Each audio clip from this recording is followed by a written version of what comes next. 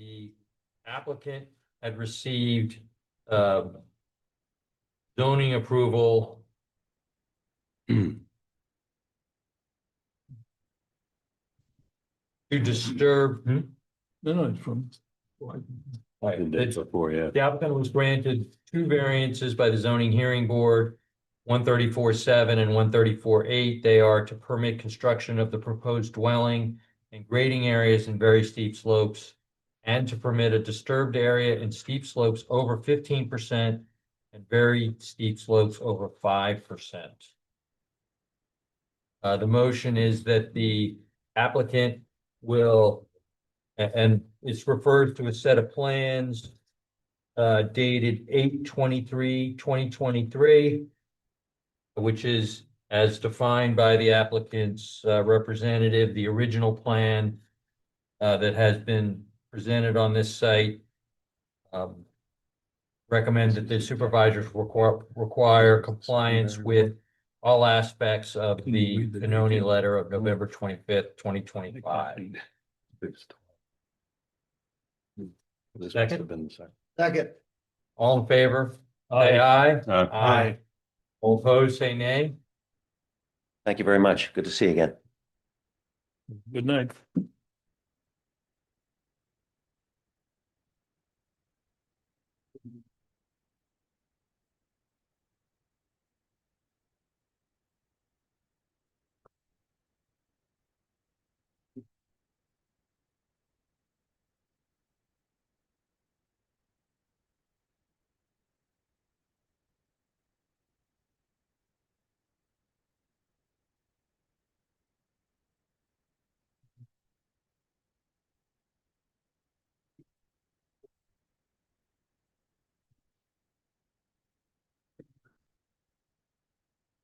Next up, we have the Village of Four Seasons.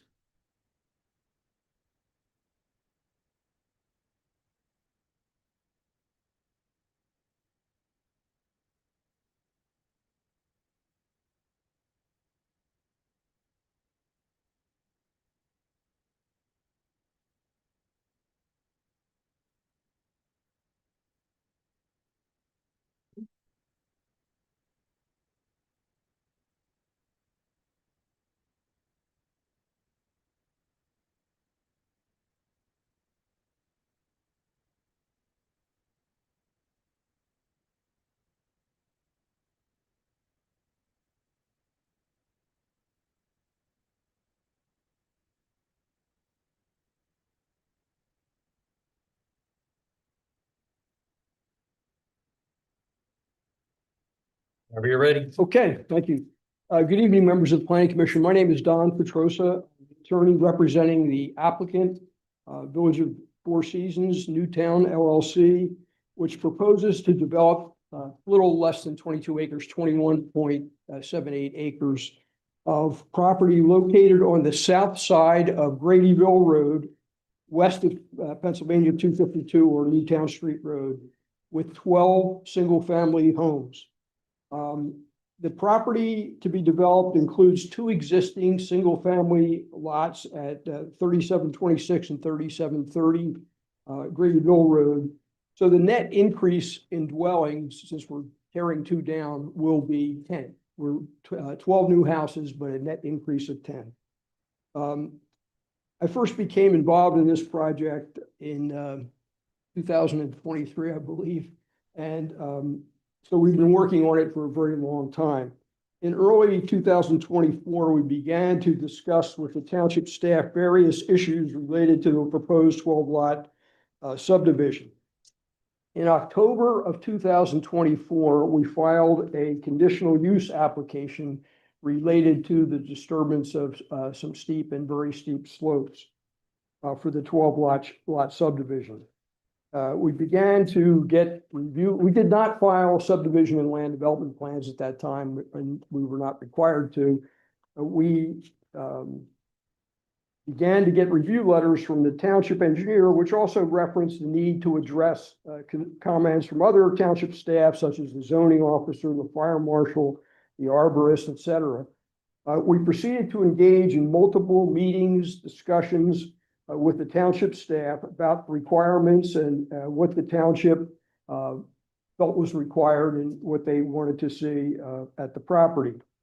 I think that we had multiple meetings with the township, many of which we were all present, the staff and most of our development team. Other meetings were by individual members of the development team with, for example, the arborist and people like that. And the township, as is required, helped us to understand what some of the issues were and what they believed we needed to do in order to move forward with the plan.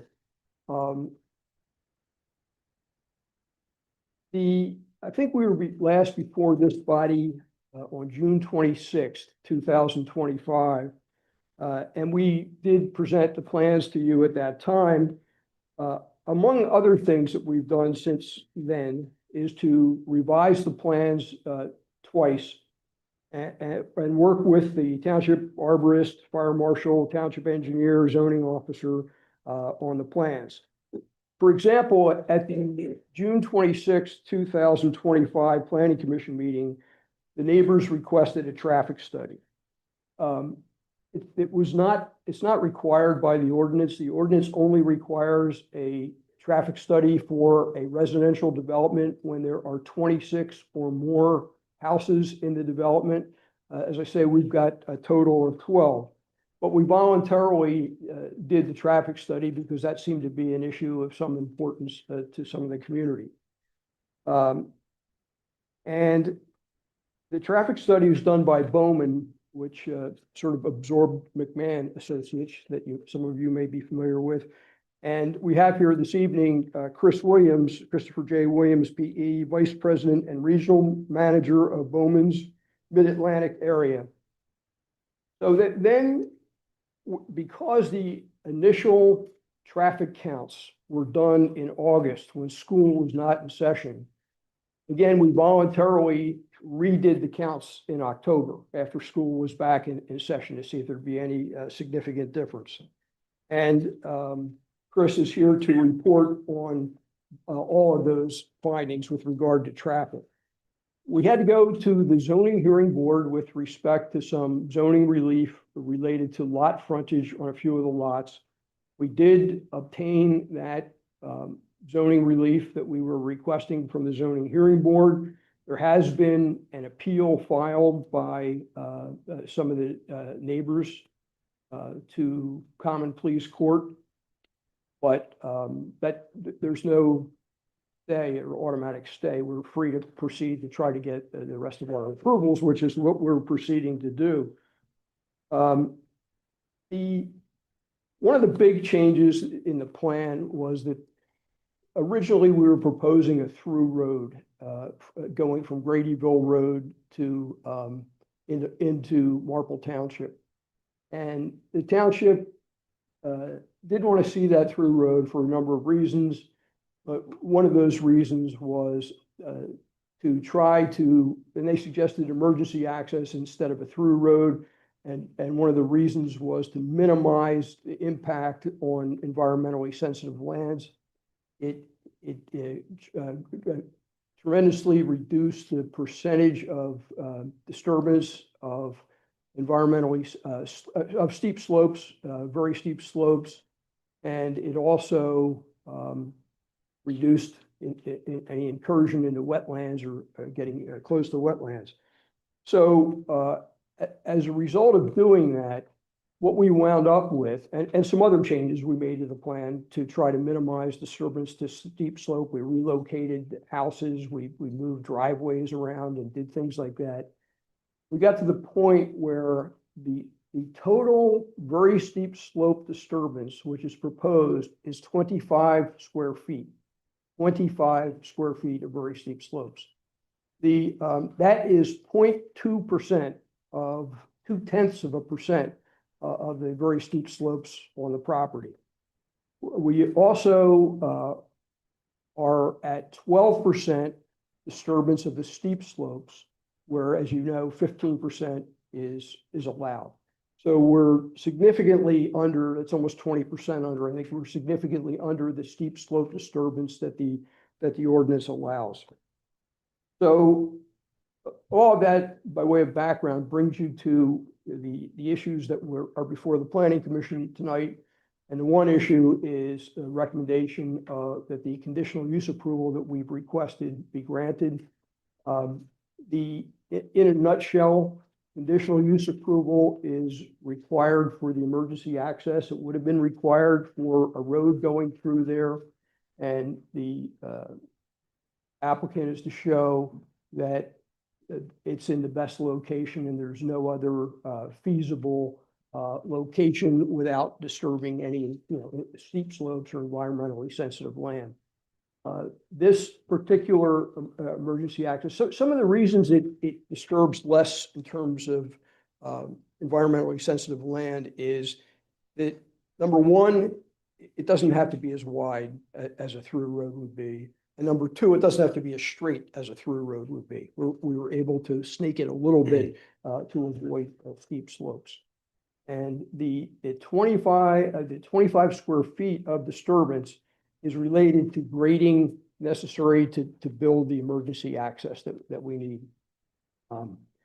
We don't have any houses in the steep slopes at all. Originally, we did. Houses are actually allowed in the steep slope by conditional use, but we were able to move them out of the steep slopes. We moved driveways out of the steep slopes. We did as much as we possibly could in order to minimize the disturbance to steep slopes. So the sections that we cited, that are cited on the plan, relate to disturbance of steep and very steep slopes for the emergency access. And then the others are basically things related to the development of the houses. There's some grading related to that. You're allowed stormwater management facilities. You are allowed driveways. We really don't have much of that in the steep slopes. There's another section of the ordinance, 134-8, I believe it is, which specifically allows grading in steep slopes, provided that you don't have cuts or fills with a vertical dimension of over 10 feet. So, I mean, it specifically says you can grade in steep slopes. Do you have to have the emergency? Yes, It's required. yeah. Okay. I mean, it's a safety issue. It's a safety issue. No, it's a second means of, I didn't know if it was elective or required. Yeah, it's necessary. It benefits the Newtown development, and it also benefits the Marple development. Either community will be able to take advantage of the emergency access to provide another means of ingress and egress. So Don, this emergency access, is that the connection between the cul-de-sac in this development and Cherry Blossom. Cherry Blossom Lane Yes. in Marple? Yes, sir, it is. What kind of a road is that? I'll let Neil address the details of it, but it is being built to the same specs that the road is built to, if I'm correct, Neil, is that right? Yes, Okay. I'm Neil Is Kane. this closed normally? How will it be used? It's gonna be gated off. And it will be used strictly for emergency access. I mean, people could walk through it, but there will be no vehicular traffic on it except for an emergency. And it should be, I guess, large enough for fire. Yes, engine? we've gone through several iterations with the fire marshal. We've narrowed it in the straight sections, and then we've left widening in the curves. We worked with with Carl to pick the narrowest we could make it to have the least impact on slopes and the wetlands, and still have him be satisfied that we're reading the fire code. Well, in that case, that's minor, but I suggest to look at the landscaping plan again because there are trees right on it. Something you can easily take care of, but looks like there is no throughway. I'm sorry, there's no what? On the plan, Throughway. throughway, There's Well, a tree there now? yeah, there are trees on the, that road, but that's minor, you can move the tree. Okay, now I want to understand what. He's saying it appears to be a tree in the where the emergency access is. That's easy to change. Yeah. I'm just saying that it was difficult to understand how this road can be used for emergency. But and if it is just for emergency and no throughway, then It is, and that's why so by doing that, we have the fire lane requirements are not as stringent as a local street, so we can have greater horizontal and vertical curves. And we can make it narrower. So we did all those things and we found a path where we fit between the wetlands. We've proposed a pipe arch over the stream. So while we do still need a permit from DEP because we're crossing the stream, we're not actually disturbing the channel. And as Don said, we nick a teeny bit of very steep slopes with the toe of our embankment. There is about 50 to 75 square feet of steep slopes that are actually in the pavement and the curb for the emergency access. The rest of the steep slope disturbance is with the grading.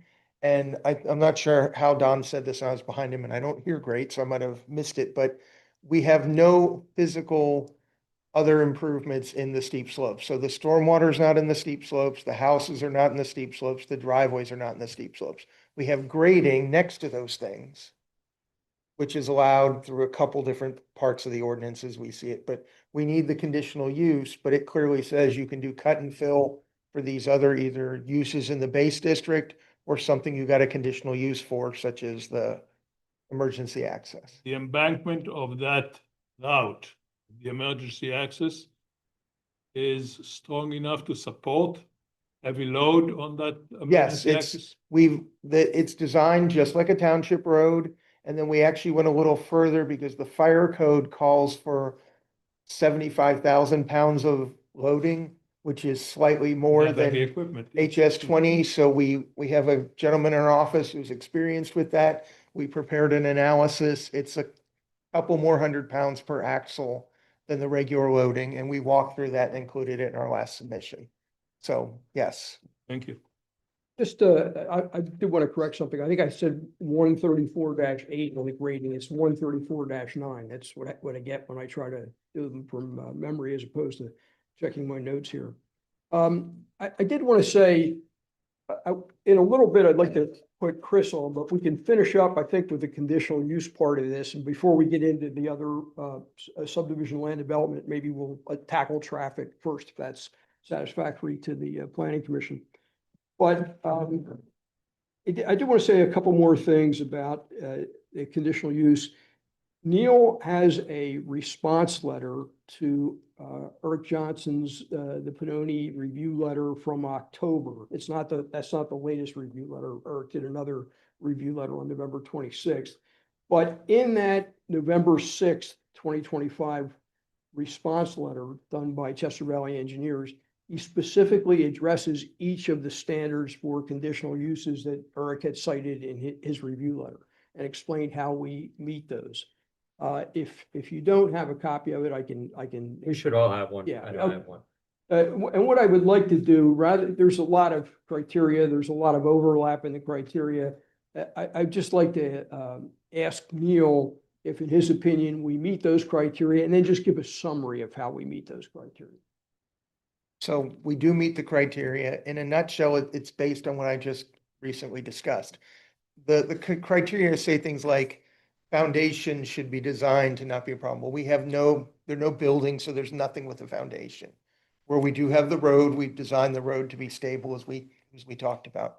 Every bit of area that we're disturbing, it's on our plan. We'll have erosion and sediment control measures. Anything that is 3-to-1 or steeper, we're going to put erosion control blanket on, which is not unusual. It's basically standard practice, but that way we're meeting their multiple criteria in there that talk about stabilizing those areas and not causing a problem. The one thing that might be of note deals with the driveway, where we have to show that we have the least impact and that there's no alternative with less impact for where we're trying to put the path of in our case, the emergency access.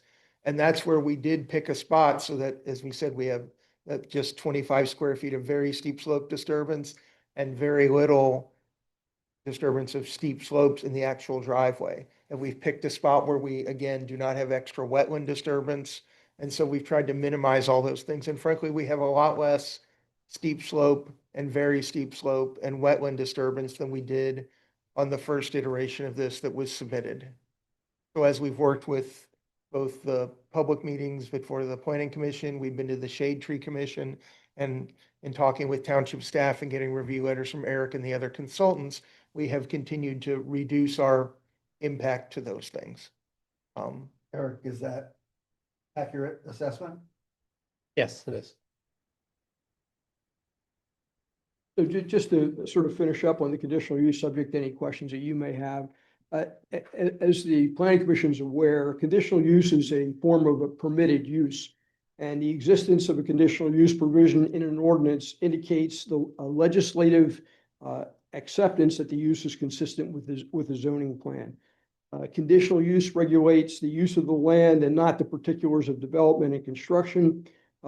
Issues related to these particulars, such as sewage capacity, stormwater management, water supply, and building code, are addressed during the permitting or first land development process and not in the conditional use process. So an applicant for conditional use approval basically has the burden of proving he meets the specific objective criteria in the ordinance for the conditional use. And the only conditional use approval we're seeking relates to the disturbance that we've just described of the steep and very steep slopes. And if you have any questions about any of the specific criteria, we'd be happy to address those. What's the threshold requiring a emergency access, second means of access? Is that a number of houses, number of acres? It's not, there's not a specific criteria that way that I'm aware of in the ordinance. It has to do somewhat with not providing dead end streets over a certain number of houses. So in that way, by providing the access, we're giving away a way to do that. We have, I mean, there's still criteria in cul-de-sac length, which we've worked through in previous iterations and met. I don't know if Carl mentioned a specific criteria when we did this, but he wanted us to have the emergency access. Yeah. Yeah, no, I understand. I'm It seems just like it saying. makes perfect sense. I was just wondering at what point it gets triggered. Just to understand it. I am not aware, and I don't know, Andy, if you are, that there's not something that says when you have X number of lots, that I think you're Or supposed to 100 have feet to a cul-de-sac or multiple 1,000 feet or whatever multiple it versions is. of that. There is a fire code requirement, but it's around 200 lots. What you have to have multiple means of access. Definitely. And I do think that there's a lot minimum requirement for second access. I think they're under that threshold, but again, they're providing. Mhm. As a safety factor. Any members have, I mean, I'll make one comment. Eric mentioned to me in case someone out there on YouTube or in the audience has the Pannoni letter of November 26th. There's a typo on number 4 under zoning. It says that lot 10 does not meet the minimum, but it does. So the not is the typo, just in case anyone out there is reading closely. So if it, I didn't mean to, I'm sorry, I didn't mean to cut you off yours. I think traffic has been a big discussion, so why don't we move on to that and then we can kind of come back if it triggers more questions. Great.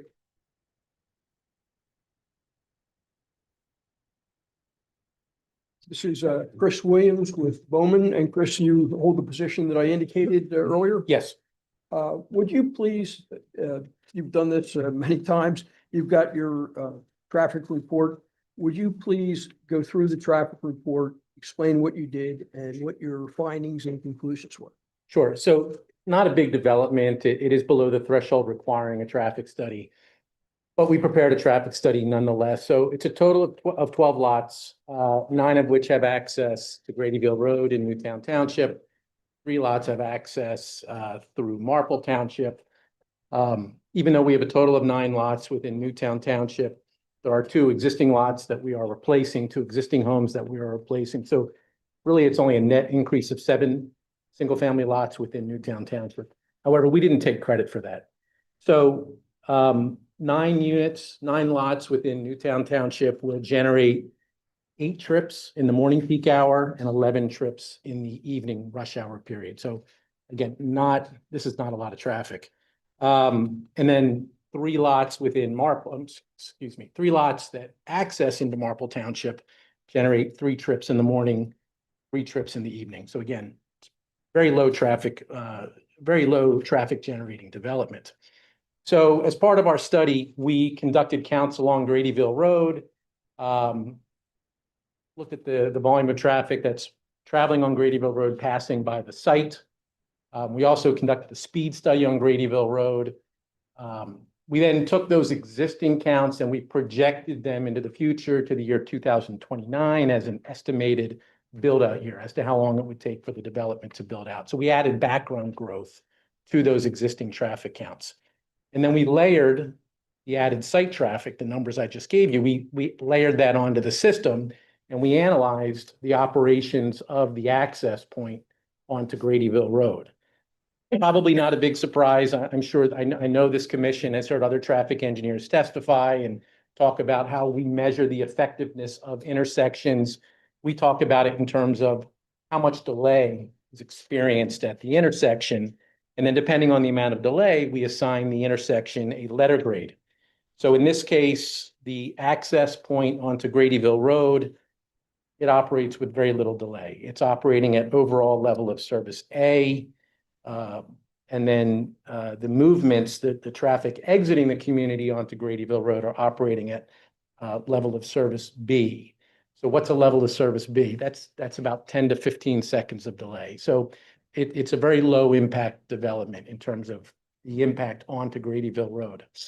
The other thing I should mention is, as I said earlier, so we did conduct a speed study. How fast is traffic traveling on Gradyville Road as they pass the site? And there's a reason we took kind of special care in looking at that. So speed limit on Gradyville Road is 35 miles an hour.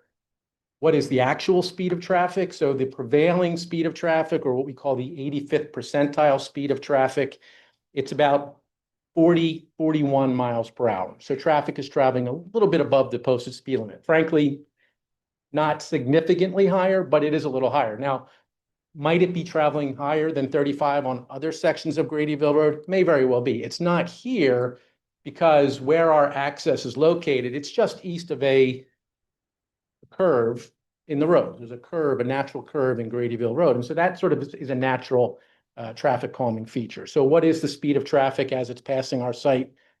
About 40 to 41 miles per hour. So the reason that's relevant is we took special care in locating the access so that we could maximize our site distance. And the reason we took special care in that is because of that curvature in the road. There was an earlier version of the plan when we first got involved that showed the access located right at that curvature in the road. So as part of our work, looking at site distance, looking at the speed of traffic, we're actually recommending a location that's about 360 feet to the east of that curve. That gives us the greatest opportunity to maximize. And by curvature, just as my eye looks at it, it's kind of a crease. That in lot 8, is that where you're saying it originally was? Yes. Yeah, Yes. okay. Yeah, so we're moving it to the east of that point. You're saying the original access. Right, he mentioned it was original in the middle. When we first got involved, it wasn't anything that it's I not. know, I understand, you're Right. describing history. Exactly. Yeah, that's the history. So we're suggesting, and it's reflected on the plan, locating the axis about 360 feet to the east of that location allows us to maximize our line of sight, and we can provide a safe sight distance that is in excess of the requirements. So What would we- PennDOT require? So What would the that- minimum PennDOT? So that is what we're basing it on. So PennDOT has 2 standards. They have what they call their safe stopping sight distance standard, and then they have their desirable sight distance standard, which even exceeds that. So we're actually exceeding the desirable standard that PennDOT Which is, uses. I'm just looking for the. PennDOT's desirable is anywhere from, depending on the direction, anywhere from 300 to 440 feet. And our measurements are roughly 440 to greater than 500 in terms of what we Oh, can like you have- achieve. Okay, they have 150 yards, almost, not 150 yards, We're exceeding. 75 yards more, plus or minus. Feet. Yeah, we're looking at it in terms of feet. Yeah. So anyway, that was a really big part of our role in this process is putting the effort in to find the optimal location for the access to ensure that it's safe. And when I term an access safe, it's really maximizing sight distance and making sure that we can exceed the minimum standard, which we certainly can exceed the standard. So in a nutshell, that's our study. It's a very low traffic volume generator. The access operates with highly acceptable levels of service, which means low levels of delay. And the access has been located in such a location that allows us to maximize sight distance exceeding PennDOT standards. Did you analyze also the intersection of Gradyville Road and 252? I'm sorry? Did you also analyze the intersection of Gradyville Road and 252? We did not. Again, a traffic study is not required for the development. We're only sending about, I'm going to say, 4 to 6 vehicles in either direction along Gradyville Road. So if that low number of vehicles, I can tell you, I know the intersection of Gradyville Road and Route 252. It has its issues, certainly southbound in the evening, that southbound 252 backup is quite noticeable. This development, this traffic by itself doesn't change that, right? So any vehicle you add to the intersection certainly gets sort of absorbed into the intersection, but it doesn't change the operation. So if you're familiar with the intersection Yes. and you know that this intersection is problematic as it is, Agreed. without adding any additional traffic to it. And I don't think we can ignore the existing situation. Not. Sure, but while I agree with your statement as a fact, 5 or 6 cars is not gonna move the needle on that intersection. No, I'm aware of that, Yeah, but somehow we cannot ignore it altogether. I agree with you. I'm just looking at it optically. 4 or 5, is it an effect? Yes. Yeah, Is what 4 or 5 cars gonna blow it up? I mean, it's not their cross to bear. Yeah. It's an existing condition, and and you know, you have one lot, one Yeah. parcel looking to develop, and they were gonna have what, 8 Teslas and 9 Suburbans heading out on the roads. yeah, and I agree. And what I would offer, so that is an intersection with a state road. And so in that case, if we were to abide by PennDOT standards, so PennDOT would require us, if we were to evaluate the intersection, there's a point at which if the impact of the development would cause a drop in level of service or an increase in delay of 10 seconds or more, that's the point at which PennDOT would say, hey, guys, you need to do something in the way of improvements. I can tell you this development isn't going to move the needle. You're not going to see a change in the amount of delay because of a few cars from this development. It's just not going to move the needle. So while I'll agree it's an issue as an intersection, this development doesn't noticeably change. You wouldn't even notice it. Basically, you managed to get to this situation because you blocked the free access from between Newtown and Marple. That emergency access road, which previously was a straight connection, a big change, is a big difference. That is how you can make this claim that no additional traffic basically impacts Gradyville Road. Well, I would still stand by this development of 12 lots or a net increase of 9 lots doesn't change conditions at that intersection. If that road were opened up as a through road as opposed to an emergency access, yes. Right, The exactly. development, So- the traffic in Marple could come up into Gradyville Well, Road. I that would agree. proposal was made before, so I agree with you. Yes. And do you have any feel for? I would have to guess 80% of the traffic on Gradyville is just coming through. Like I drive Gradyville out west to, Glen Mills in the mornings. I'm going that way. There's cars behind. They're all just traversing. It's not local traffic. That's our issue. That would be my observation as well. I haven't studied that to really know where people are going point A to point B, but that would be my observation.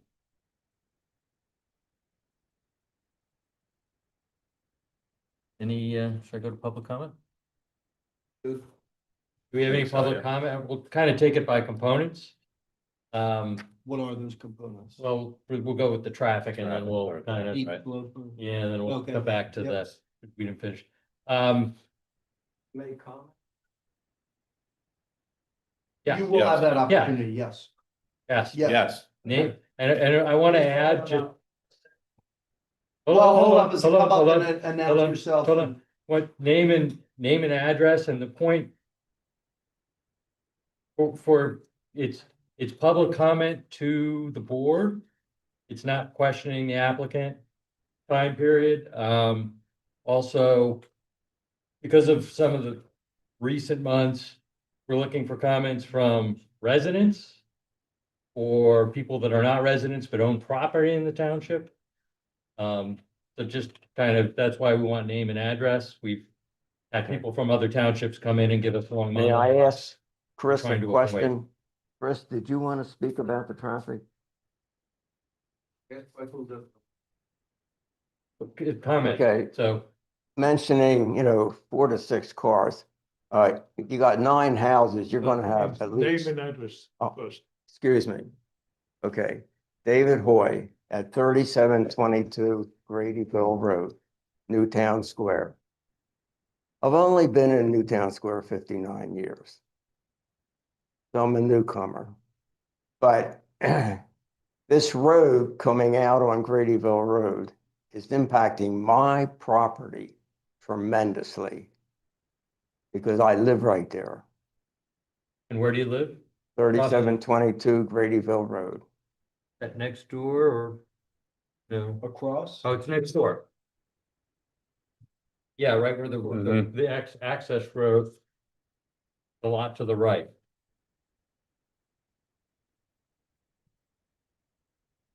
Right across. This is my property right here. Yep. Yeah. And this is the road coming out. And you only have 30 feet. You're supposed to have at least 50 feet. But there's times that I have to wait to get out on the road because, and the speed, I would like to see the people going 41 miles an hour. When I go out to my mailbox in the evening, I nearly get blown off the street. I walk out to my mailbox. I walk out to my mailbox here and I look down the road to see if anything's coming. Nothing's coming, so I start to get my mail. And the next thing I know, I almost get blown over in my yard because they fly by so bad. And when I do pull out, drive out and go up the street, I can look and I always make sure nothing's coming either way because when I pull out, make a right to go up, next thing I look in my mirror, there's somebody on my bumper. They're coming at such a speed from here up there. It's really dangerous. And so I'm well aware. Also, at times in the morning and at night, traffic is backed up past my driveway. So the traffic is heavy and they are flying and people have been killed on our road there. So it's very, very dangerous. Thank you. Thank you. Name and address, please. Sure, it's Pop Shenian, 12 Springton Point Drive. You head up Springton on the 6 home on the left and back of the Strathman's property. First, thank you all for your service to the township. Greatly appreciated. I'll just keep this specifically to the traffic study. Took a look at the study this morning and just specifically table 3B, which is reportable crashes from January 2020 to December 2024. Total of 21 reported crashes, inclusive of 1 fatality. Again, I'll stay strictly, to the traffic in Gradyville. The distance from Springton Point Drive to Gradyville is 2.2 miles. 1.5 of the 2.2 miles heading eastbound has no shoulder whatsoever. 1.3 miles has no shoulder, and that's heading westbound. It really, just to me, centers around the Hunter Run curve. If any of you had the pleasure of driving Hunter Run, because it's a poorly designed curve, cars are constantly crossing the center line. That doesn't show up in traffic studies. Several months ago, we got together with Len Altieri. We've talked about the deer population and needing to cull it because the deer population's out of control. And in addition, Gradyville is very poorly lit as well. So I think if any of you had the opportunity to drive specifically around the curve, it's dangerous. There have been 21 reported accidents, 1 fatality, and simply adding additional cars is increasing our chances of having another fatality in the near future. So respectfully, if we just stay on traffic, strong no. Great appreciation what the developer has done for the township and appreciation what you guys have done for Newtown Square. But this is just a danger issue and there'll be another fatality if we add cars. Thanks for your time. I appreciate it. Thank you. Yeah, could you address that? Yeah, so I didn't touch on crashes earlier. So there are a total of 21 PennDOT reportable crashes. That's over a 5-year period. And that's along the entire length of Gradyville Road from Bishop Hollow Road to 252. So that's a pretty considerable distance. If you isolate just various locations, the intersection of Gradyville Road and Bishop Hollow Road, there were 4 over 5 years. So that's 0.8 per year. The section of Gradyville Road, I'm sorry, the intersection of Gradyville and 252, there were 9 crashes over 5 years, 1.8 per year. The mid-block section of Gradyville between Bishop Hollow and Stony Brook Boulevard to the west, a total of 2, so 0.4 per year. And then Gradyville Road from Stony Brook Boulevard east to 252, there were 6, so a total of 1.2 per year. So yes, there were 21 PennDOT reportable crashes, but that's over 5 years, so it's an average of about 4 per year. And that's over a considerable section of Gradyville Road between Bishop Hollow and 252. Name and address, please. Christopher Roner, 3731 Gradyville Road. First, I would like to address a statement that was just made. The number of crashes was from what period? January 2020 to December 2024.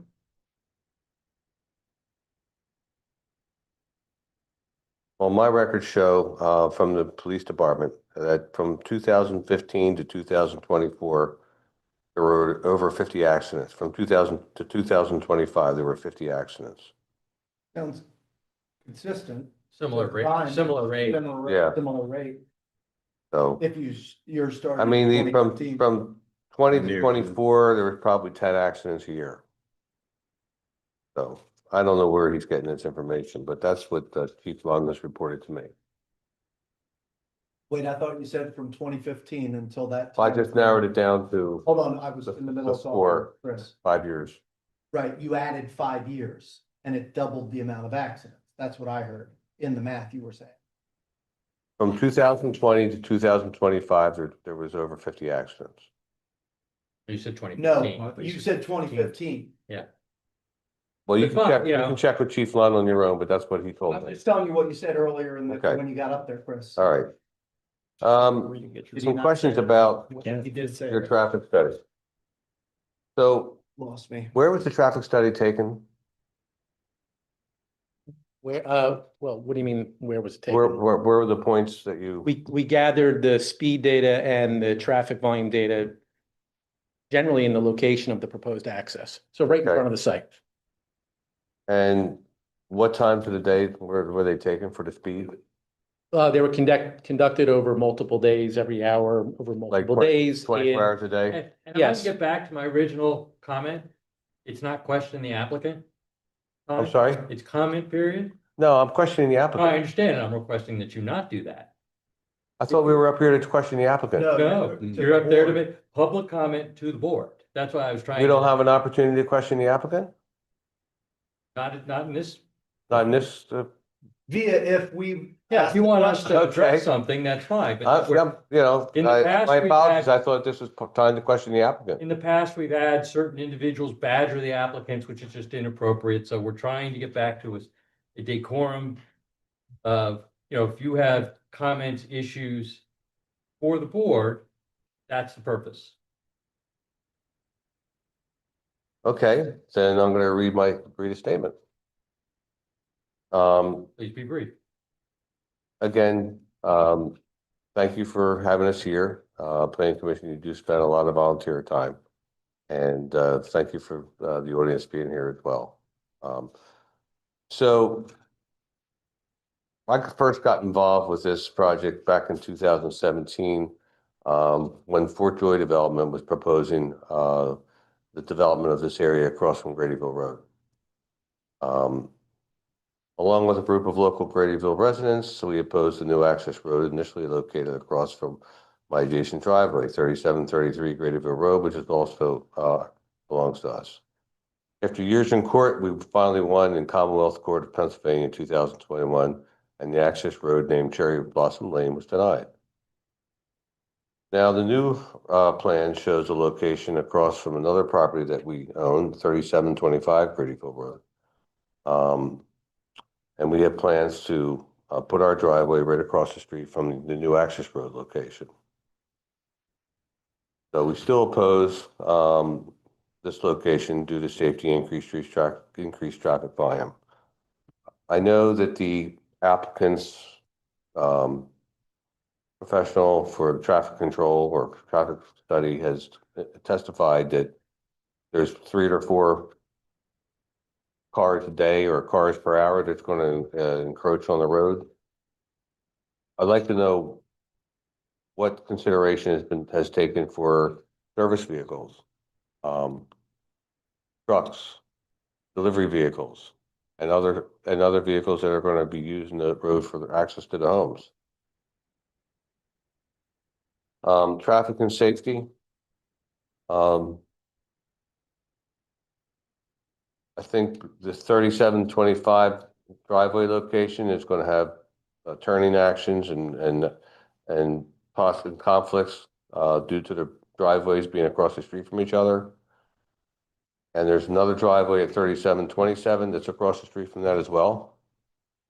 Could you distribute the plans? I'd like to show the Planning Commission a site plan that shows the conflict with the driveways. Let them share.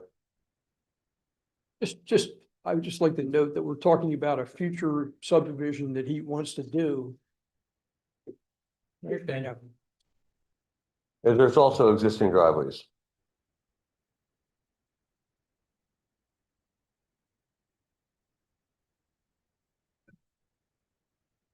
Do you have an extra copy of that? Well, You can have mine. This is- Actually, I have to. thank you.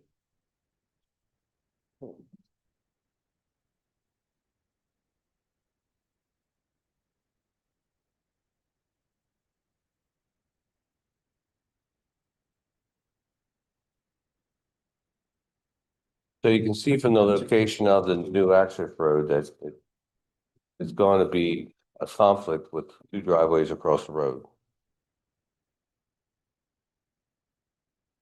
That says proposed. One's existing, one's proposed. Okay. So I suggested to the developer to have everyone exit out onto Media Line Road, which would make the most sense because then there's no traffic problems on Media Line Road. Yeah, the township has already rejected that. That was the original plan. Okay, with the great Newtown Township or Marple Township? Newtown Township. Okay.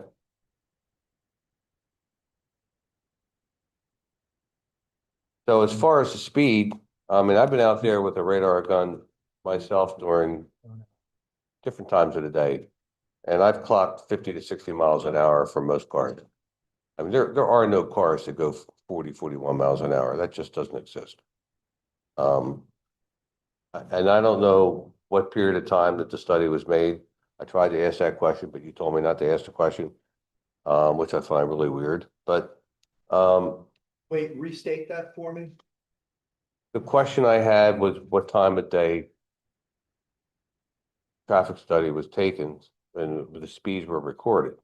Because if you take the speed and you record it during the hours of 4 to 5 PM or even 6 PM at night, the cars just sit there at the traffic light. So they go 0 miles an hour. So if you average that in with the other speeds during the day, it's gonna create Chris, I think there's a lot of conflicts here with a number of these items.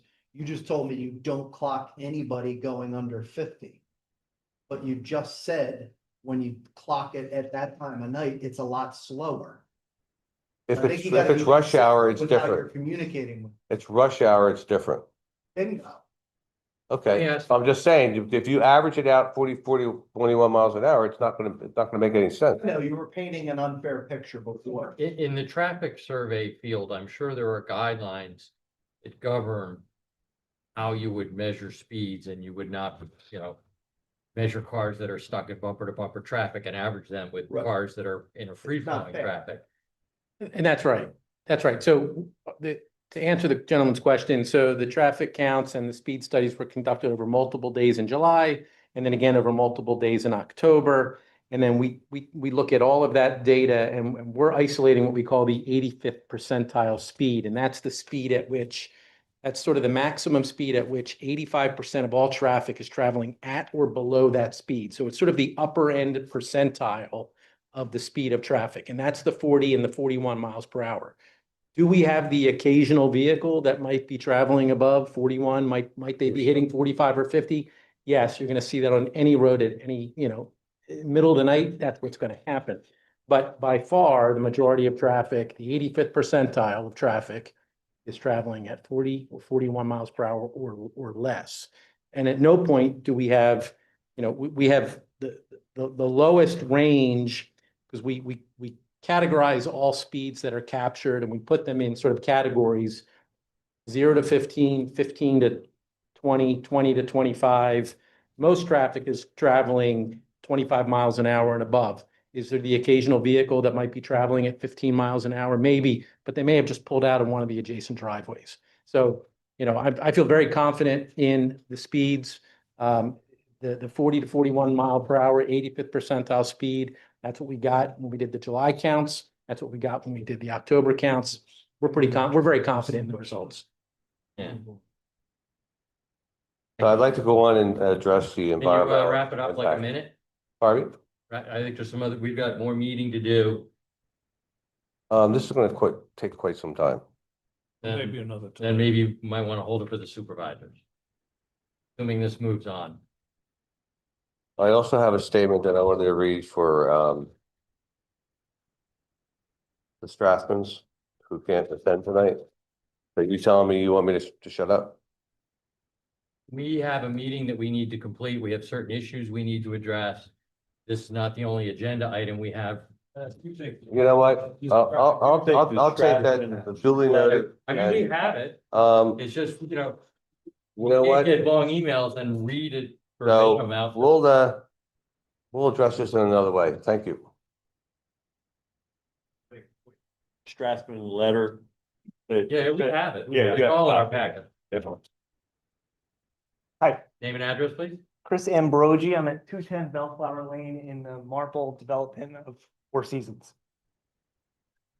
This is not about traffic, so is that okay to move on with public comment? Okay. Yeah, I just want to say, we haven't made our presentation on. the Yeah, so we subdivision sort land of development. got to that, and then last meeting, there were a lot of questions on traffic, so I Sure. took an opportunity to take it off. Finish. We'll have more public. comment. now. Good evening. My name's Megan Kohler. I live at 3714 Gradyville Road. So a couple things. You said your traffic study did not take into consideration. Please, Oh, please, sorry. you have a comment, please make. I it. do, yes, okay. So I believe I heard that the study did not take into consideration the traffic coming off of 252. I'm the second house off of 252. That's when they pin it all the way to the bend. So if someone's making a nice, lovely left-hand turn out of your proposed road, they're gonna get T-boned. It's going to happen. Again, I question the 41 miles per hour. I put my 2 kids on the bus. I know I've said this to you guys before. I encourage you to come visit me and put them on the bus with me, take them off the bus. It is a stressful 2 times a day for us. People come barreling up at me, don't stop. My bus, it's on camera. I think they did a study of how many times they blow the stop signs. I get no respect on our street whatsoever. I've made numerous comment or traffic complaints to the police department. And if I can read, I believe I read it to you guys before, but I will read it again. From Tyler Vandegrift. He says, we've measured the, sorry, I'm so nervous.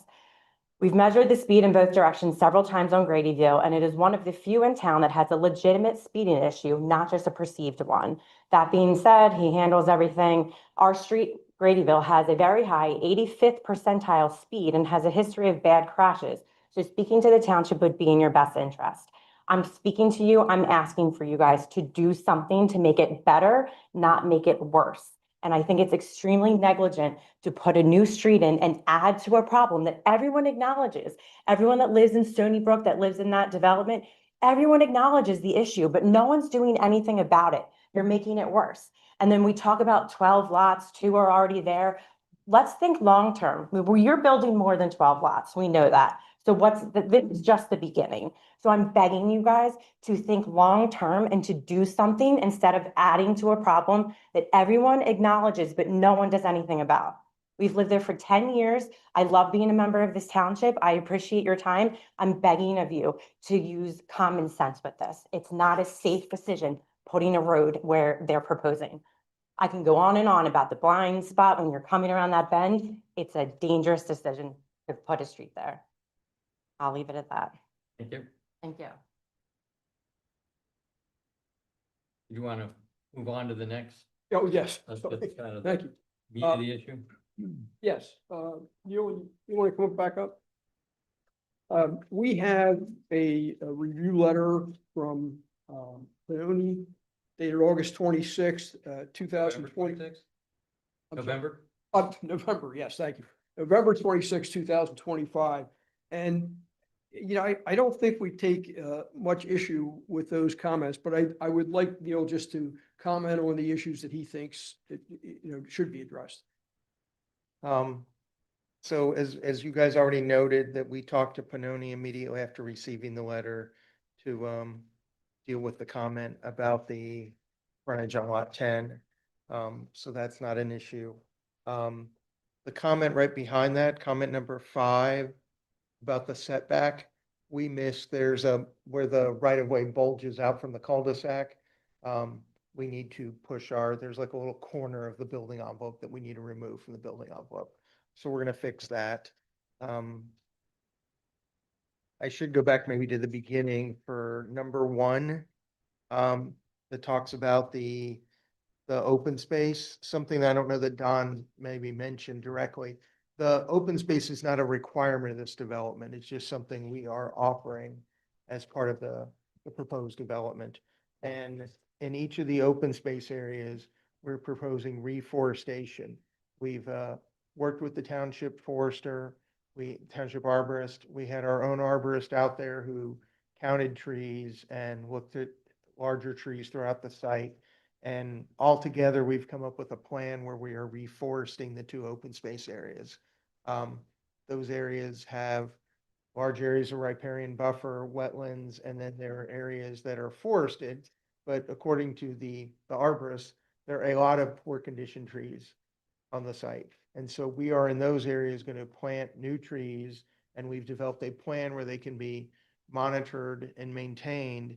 And we have offered voluntarily that we would like to set it up that the township arborist would make periodic inspections, so that some people have commented about and concerned that the HOA may not take this seriously, that doing this would ensure that the plan that we've prepared, that the township arborist has reviewed, gets implemented properly.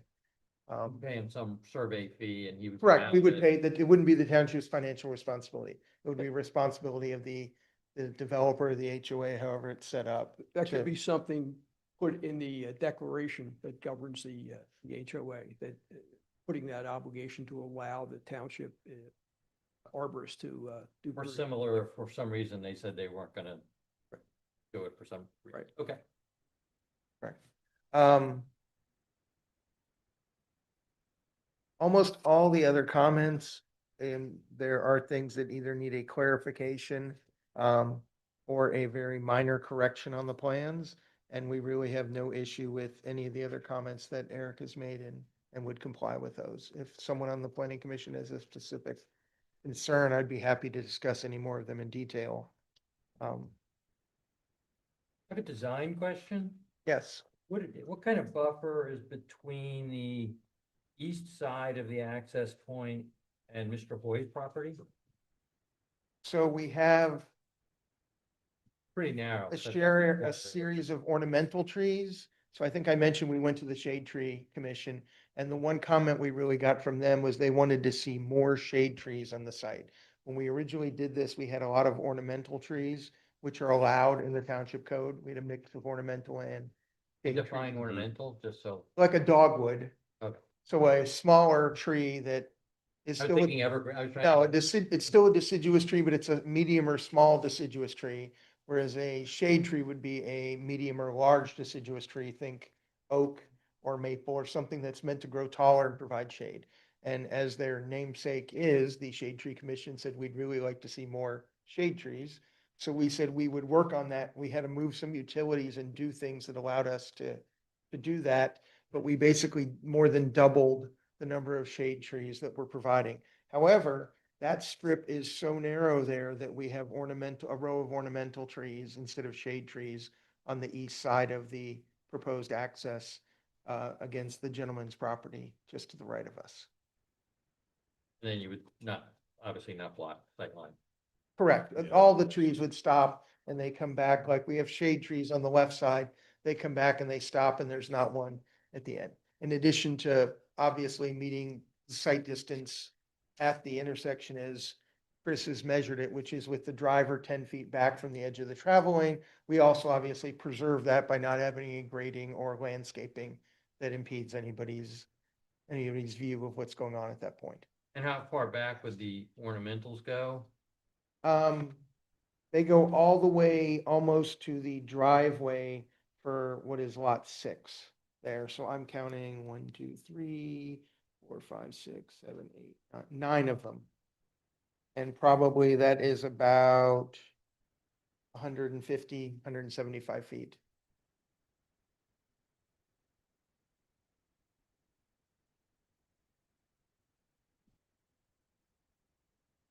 Yeah, I'm just thinking of,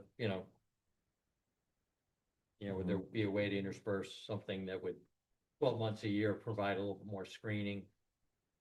We could do that. Alternate an evergreen or, I'm just. I mean, we could do that later on behind the house on lot 6, which is still adjacent to the adjoining property, more to the rear of the yacht. We have an area of reforestation. So we actually have an area there that's going to be planted with hundreds of tree whips to grow up into a forest.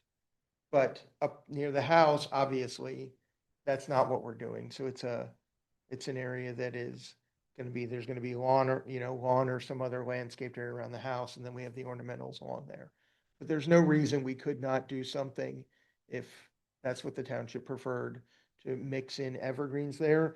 To meet the street tree requirement, we're supposed to have a mix of deciduous and ornamental and shade trees. There is not really a Evergreen allowance I'm trying to find, it's in my response letter that it wasn't one of the comments that Eric made. So it doesn't show up in the latest letter, but it's in my letter from November 6th. Let me find that. Actually, I'll tell you where it is. It is in a email we sent in anticipation of going to the Shade Tree Commission. So on November 21st, we thought we were going to the Shade Tree Commission. They had a meeting scheduled for last Monday, but they canceled it. So when we did that, the tabulation of that, you're allowed to tabulate with shade trees or what they call medium trees, which are the ornamentals, or a combination thereof. But they don't provide an allowance for evergreens. But I think we can still fit some. We can keep the medium trees, the ornamentals on the street, and we can probably get some Set them back a little bit. evergreens step back and staggered to do that. And obviously, as we get up to the street, we would stop them again because don't want to do anything to impede either sight distance from people using this new street or sight distance from a driveway adjacent to us. Can you remind me, please, the property just east of this property, is it also owned by the same entity? No, just east is the gentleman who spoke earlier.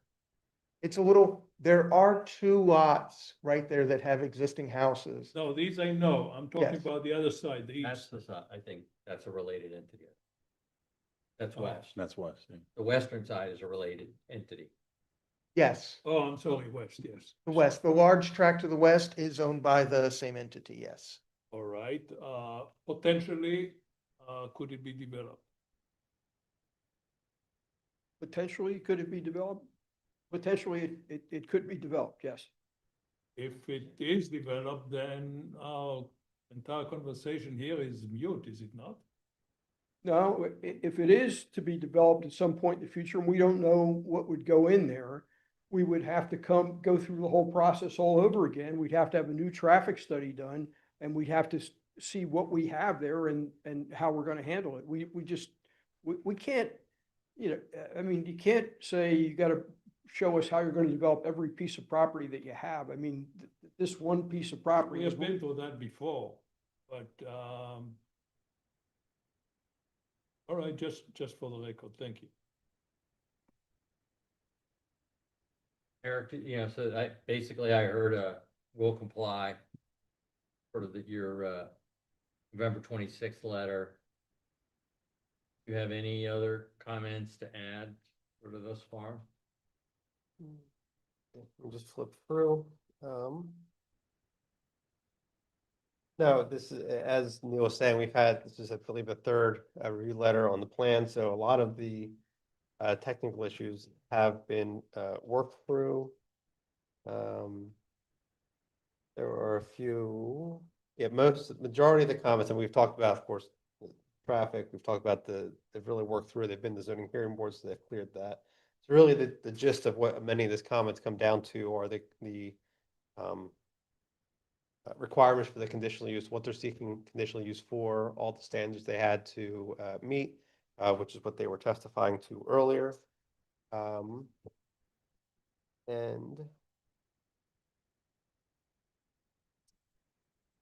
if I noted anything else.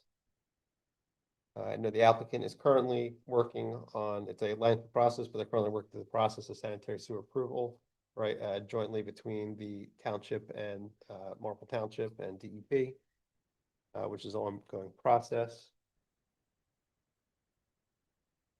And maybe have you, I guess it would be comment 13 in the letter, which has to do with sidewalks and or the possibility of interconnections and trails. So if we made any leadway on that or any thoughts in that direction? So the representatives of the applicant have met with the township greenways and trails people.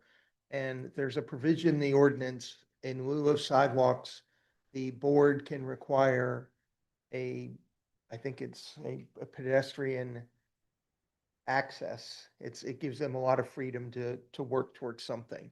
And that's what we've been trying to do, because our experience is that especially in smaller residential developments, there is not a big demand to use the sidewalks within the development. People don't usually do that. A lot of people just tend to walk in the street. And so if the township has a reasonable thing that they would like to see done there, the other people with the applicant have met with the trails people and talked about it, and we're waiting to see if the board has a preference of something either along Gradyville or nearby that would make sense for pedestrian access that then our client would consider. Is that sidewalk on Gradyville, that an item you just said? Did I hear you say that? No, I The didn't. Potential for a sidewalk on Gradyville? I'm sorry? Did I hear you say something that kind of sounded like there was a sidewalk potential on Gradyville? There has been discussion of whether there should be a walkway that parallels Gradyville. Unfortunately, we have the bridge just to the west, which is part of the reason that that the access was moved, where the Hunter's Run crosses the property. You can see it on the upper left of the plan, the two parallel lines. Yeah. And so, I mean, there has been discussion of should something be done like that? It would impact, depending on where you did something, wetlands and other things. So there has been discussion of, should there be some pedestrian walkway, maybe not a sidewalk right along the road? Which property, which side of the road? Which side? I would presume our side, because we can't Yeah. really do anything on the No, other side. Right. You know, I do big picture, taking a step back and hearing the concerns of the neighbors. They are real concerns. They are, I agree with They you. are concerns. While understanding the neighbor's concerns, the landowner has a right to develop the property. I hear the trees and the shade tree commission and the steep slope stuff. I'm not generally personally all that worried about those issues. The one that gives me a little thorn in the side is the traffic, you know, a little bit. You know, some of that accommodation, the sidewalk discussion, you know, the developer has a right to develop their property. It's their property. And if you're a landowner that's adjacent to an empty piece of property, you gotta be knowledgeable that, hey, somebody might develop that property someday. You know, so, I do hear the concerns of the neighbors, you know, relative to the traffic, the sidewalk on Gradyville. Could that kind of be tied into some kind of slowing nature to that section? I don't know. I'm just, you know, those would be good things to push from my perspective. If from the developer's perspective. Just to touch base on some, in our packets, we do have a letter from Carl Keene, who's the fire marshal. He seems to have got comfortable after all their discussions, how they're gonna do everything. So he does have a letter that would, if you went online, that would have been available. I will summarize a couple letters provided.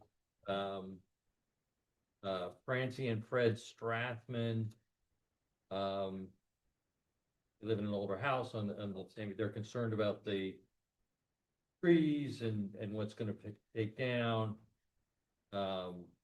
Lot sizes, I mean, they're not, I mean, I have to add, they're not small lots. Riparian buffers. Wetlands, which they're really not impacting any amount notable.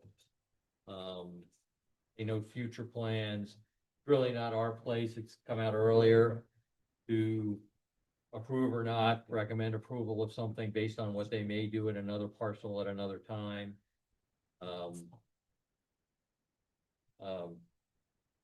Stephen Hoy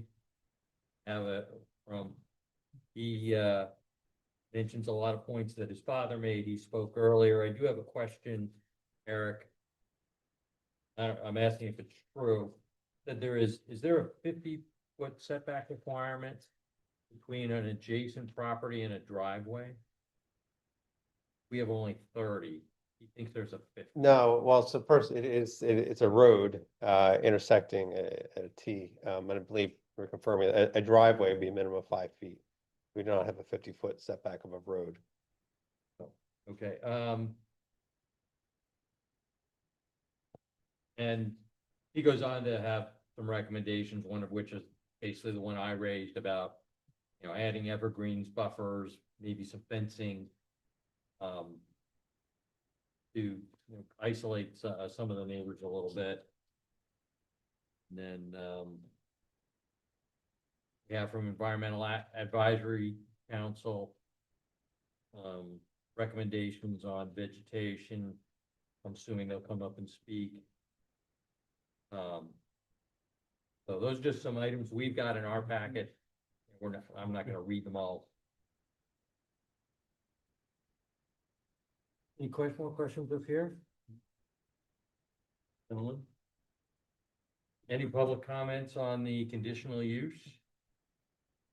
I would say, since we're trying to keep it to township residents, I notice you're on the other side of the border.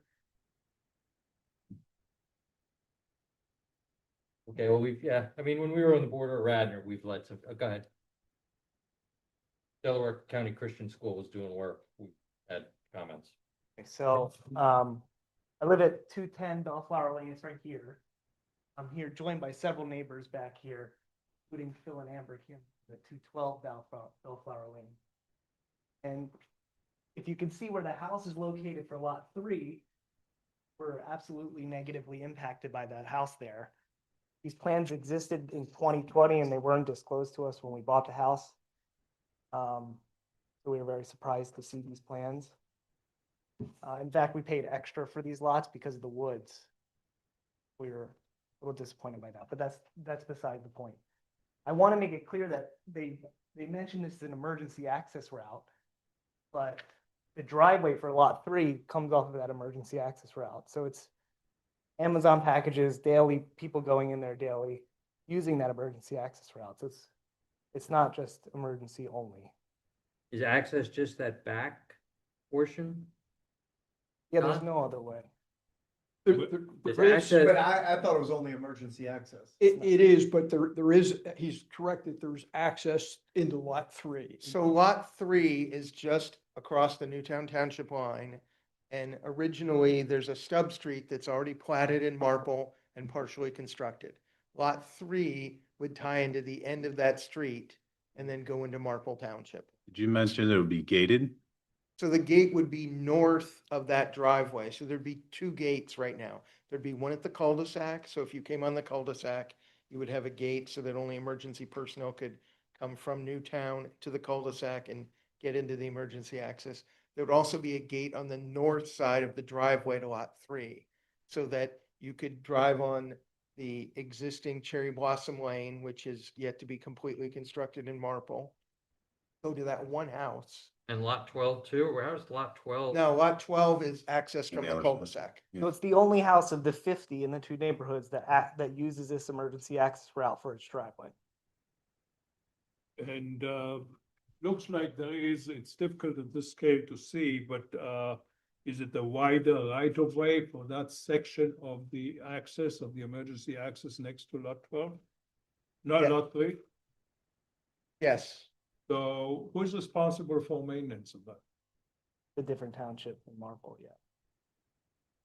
Is it that short section? Does it belong to lot 3 or is It it? is actually public- part of lot 3. It's like an easement. And So so, there's an easement for the emergency access across the end of lot 3. Who's gonna plow it? great question. Well, we've had a lot of discussion about this, but I suspect that the HOA in the Newtown development would contract for the. So they take plow. down the gate every time to plow it and then they put the gate, close the gate again from Newtown? I don't know, do you have any I'm thoughts? sure it would be mechanical. I mean, presumably they would plow an emergency access if we got, Right, a foot of snow, you're not, Yeah, but except for the people that use it for their driveway.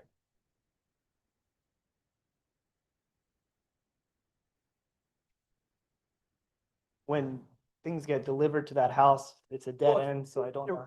I mean, there are a number of ways you can do that. It could be the responsibility of the owner of lot 3. I'd also like to point out that the emergency access route is part of lot 3. And I think the reason they did that is so that they could call the cross section of Cherry Blossom Lane frontage. Because it doesn't really have real frontage, that house. That lot, they used a little nub of Bellflower Lane here as frontage, and then the cross section of Cherry Blossom Lane as frontage, which got approved and which we have appealed. So why don't we talk about that during the appeal? Okay. So the last thing is the riparian buffer. So I believe the township now requires a 100-foot riparian buffer. These plans depict the 50-foot buffer, but the house on lot 3 doesn't even have a 50-foot riparian buffer. It's actually a 38-foot riparian buffer. And It if has they a say it's 50, I encourage you to look at the plans from 2020. Same house, same location, it's listed as a 38-foot riparian buffer. So either the wetlands changed or the demarcations of the wetlands have changed. And I actually have documentation of that. Where's lot one's driveway? Those two lots exit into Marple Township. Oh, okay. Right here. Oh, that cul-de-sac thing right there. So this is the most up-to-date one. The driveway runs across my entire back property line with. So, the clarity, there's a 38-foot dimension on the plans. Mhm. That's the setback to the property line from lot 3 to the open space. Yeah. In that location, the wetlands are within the open space, so there actually, that lot right there where the 38-foot is probably has like a 65-foot riparian buffer at that location. I highly recommend that's remeasured. Absolutely. I did you, please go back to. Yeah, Sure, please yeah. sit down. Can I show you this one? So this is from 2020, where it's listed as a 38-foot riparian buffer. Same house. Same location. House, it's listed as lot 15 from 2020. And it's a. Well, we can't Yeah, hear him either. sorry. We have no idea what he's saying. Yeah, I mean, it's, So in 2020, that lot was lot 15 in those plans. And it's the same house in the same location. And it's listed in print that it's a 38-foot riparian buffer. Now it's not listed as a 38-foot riparian buffer. So there's a discrepancy there. they might move the house, you know, I think, I get your point, if you can wrap it up. I Sure. think we will probably ask supervisors just to consider ironing out kind of what this is. Subject to. Yeah. Yeah, and the side yards are both, the side yard is reduced on my side. We're looking at our backyard into a garage and the driveway runs across the entire back of our property. Our run requirement is 40-foot side yard. This is less than that. It's even closer to our house. And that's a stream there, so it's gonna, probably gonna impact that stream. I think we'll make a note. If you'd like us to, we can address that. He's closer to his next door neighbor than his house will be to the proposed house on lot 3. But one's a side yard and one's a backyard. Look, I'll speak for myself. I'm not, I feel for you, but I'm not all that concerned for my role here. Right. My role here is just that what's going on the emergency access and the driveway and everything is clear and everyone's comfortable with however it finishes up. So, I mean, I do appreciate your concern. Mr. Chairman, could I just address this issue about the 50-foot, 100-foot? We did discuss this at the last meeting. The solicitor's already ruled on it, but he's dead right. And the reason is there's section 917 of the Pennsylvania Municipalities Planning Code. When you have a conditional use that will later require subdivision or land development, by filing your conditional use application, you receive protection against changes in the ordinance. Our conditional use application was filed before the change in the ordinance was effective. And that's the reason the township has ruled that it's a 50-foot riparian buffer required. Thank you.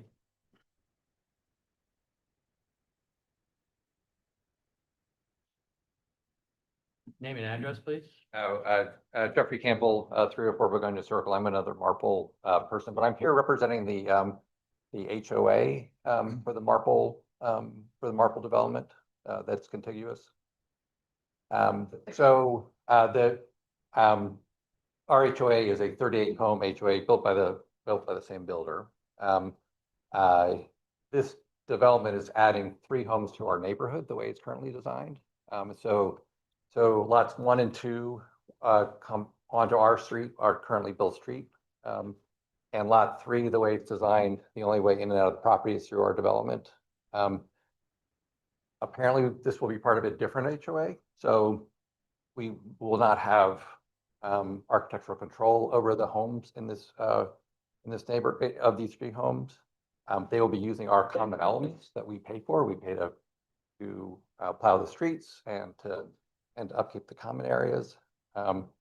So this has a negative impact on our current development as it currently exists. And we also, had we been notified about the variances, we would have opposed the variances since these lots are completely different shaped and nature than what our development is, so it's gonna change the look of our development.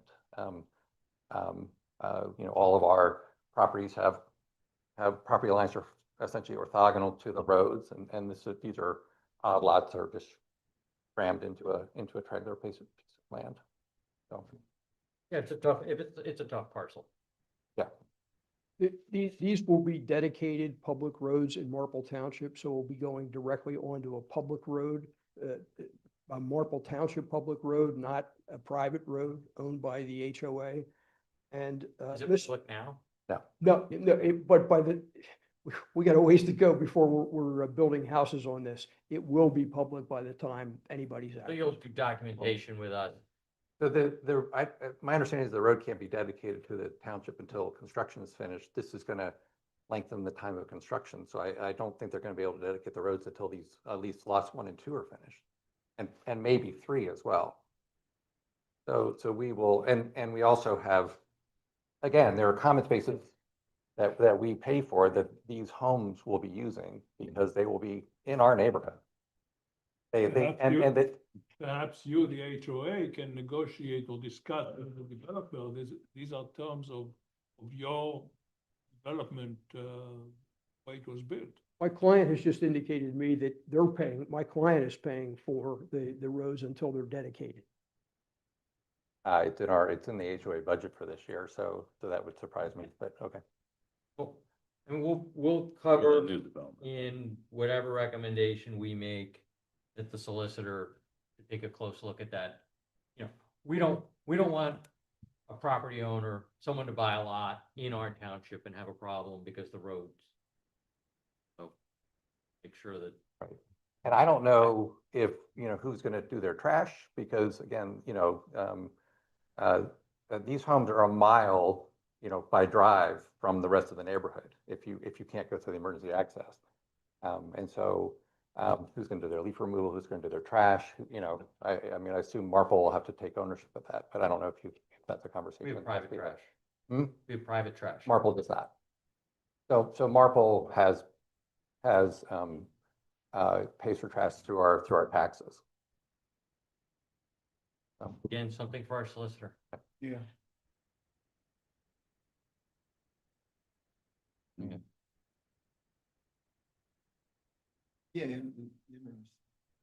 Hi, I'm Kim Renier. I'm at 217 Bellflower Lane, which is, Can you make it really quick? yeah, really quick. Thank you. I'm right here at the end of the cul-de-sac. I just bought there in April. And I was told that nothing would be built on this flat piece here, but there would be a development in the future. So now I'm told there's 2 driveways going through, and they're gonna come out to Bellflower Lane. They will also have a Bellflower Lane address, but they won't be a part of our community, which is only 38 homes. And the builder spoke to me and he said, I guess in appeasing Chris, he said that Cherry Lane would be an emergency access, but that in the future, if the 2 HOAs decided, it could be a through road. That was surprising. So, Our township has already taken a position that okay. previously. All right, well, that's just what he said. Yep, thank you.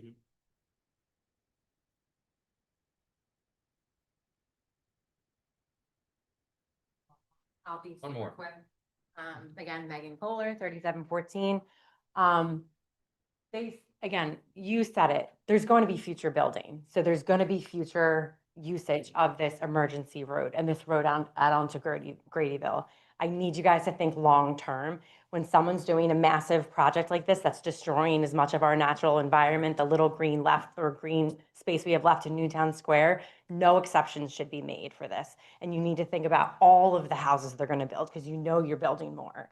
So you present in pieces, but you know there's going to be more coming.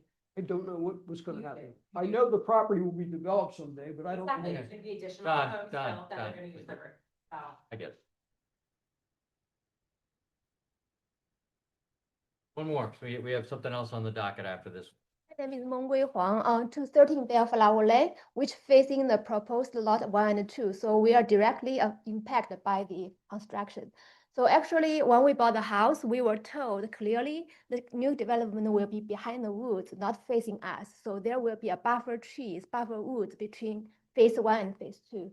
So now apparently it's cheating sale because they say 38 homes will be kind of in our neighborhood, but now 3 lots we are using this driveway. So actually it's accessing our neighborhood, disrupting our current life. So all the homeowners, you can see 24 homeowners already signed the petition letter because they're against the endless construction in our neighborhood. So actually, we kind of against the driveway connecting to our neighborhood. If they can move away to either 252 or anywhere, so and then keep the woods intact, that would be perfect. Thank you. Quick, please. This is not quickly. This whole proposal is impacting my whole property, all the way down 600 feet of my side yard, right here, and the 200 feet here. This road is 30 feet from my property. It should be 50 feet if you approve it, which is disaster if you do approve that road. Also, the way this is developed, these cars coming around here, all the lights will be shining right into the side of my house, 2 bedrooms, and the whole side of my house. My privacy is gone with this. And during the construction and all, construction vehicles are going to be using this road, and there's going to be dust and dirt and filth. What are you guys Is that going? the reason why we shouldn't move this along? That you have lights coming into your house? I'm just, that's not our purview here. That's not what we're. But here you to don't say care we how it's going to shouldn't. interrupt? No, that's not a reason for us to not approve something that you have lights coming into your front property. That's not why. Well, that was certainly reason that you didn't allow it coming in at the curve, because it was going to shine lights into Chris's house. So you shot it down. So now my house don't count, right? I mean, my privacy is shot if this all goes through. Also, I don't hear anything about drainage. These houses right here, all drained down. There's a stone wall here. And I have a video of when it rains heavy, it's a waterfall. They'll have to address drainage. Yeah. that's And the not- next step, What? when they do the land development plans, you know, the township has very specific codes about limiting and reducing, you know, water flowing off of the, stormwater flowing off of the parcel. So that will all be addressed when they go to actually do the land development component of it. All we're doing now is discussing the plan as a 12-unit development in this configuration. So all that detail that you worry about the stormwater will be addressed Where? here when they come, they'll have to do land development plan. These plans are not complete These are yet. preliminary. They were prepared, the whole set, and besides, it's not just us who will review it, the state will also review it. Probably. Okay. But first of all, why aren't you holding to 50 feet? Eric tells us that's not the requirement. What? What's our code requirement? Can you reiterate what you said? That's a road. It's not a driveway. It's a road. Yeah, I'm not aware of where's the 50-foot setback requirement that you're referencing? Right here I know, but what is the 50-foot standard? is, I'm just trying to understand where you get the idea that it has to be 50 foot away from the property line. the road. Yes. I thought it was in one of your own rules. Not that I'm aware of. Well, then somebody gave me wrong information.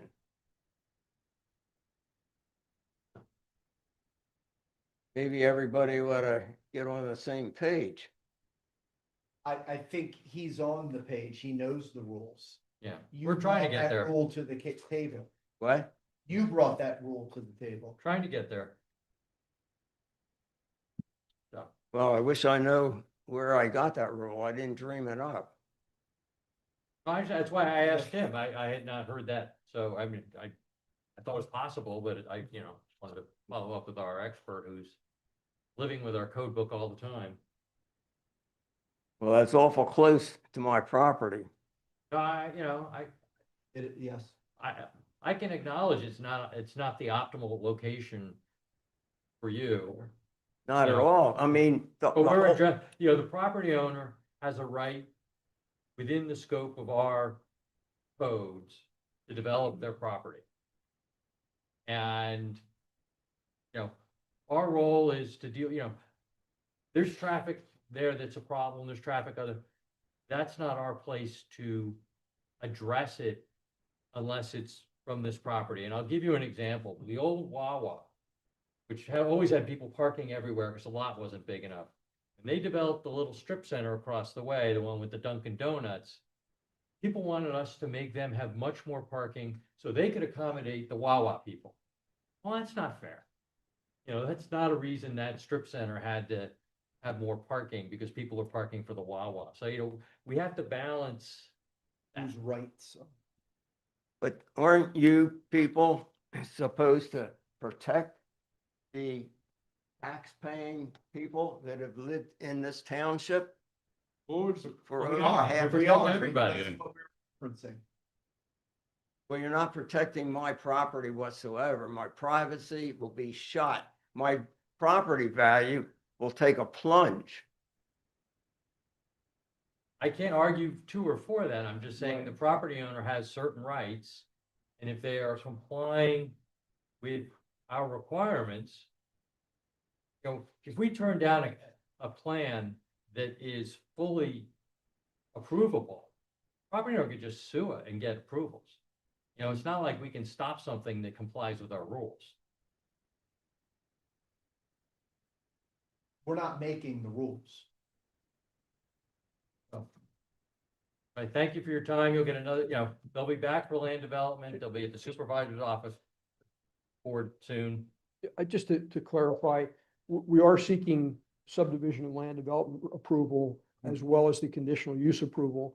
And we have provided for stormwater management, and Eric has reviewed the stormwater management. And if you'd like Neil to explain the stormwater management system, he'd be happy to do so. But I think it's in accordance with the township ordinances. We do still have to get an NPDES permit. So there might be adjustments and enhancements, but we have met the criteria for the township stormwater. And to what he's speaking of, we are providing, and when we did study water, we do have drainage coming in along the front of that road up by Gradyville, because he is correct, there is a substantial drainage area that drains across those lots towards us, and we did accommodate that in our drainage. So you're accounting for the water not on your site. Correct. Well, we have to, the ordinance, we Right, we okay. have to as good engineering practice, but we have to, the ordinance requires us not to limit it, but we have to accept the water that's coming onto us and safely convey it through our system. For the water that we generate, we provide stormwater management and reduce peak flows and volumes. But for the water coming offsite, we do have to convey it safely through, and we're doing that. I stand corrected on the stormwater. Eric, have you reviewed the set of plans and other documents for all the purpose of land development? Yes, they have. So before you hear there's two. First packet is a conditional use, which is, I believe, 28 pages or so. Second packet is the 44 sheets, which is the land development and subdivision plans, preliminary final subdivision plans, and that is all referenced in the same review letter of November 26th, 2025.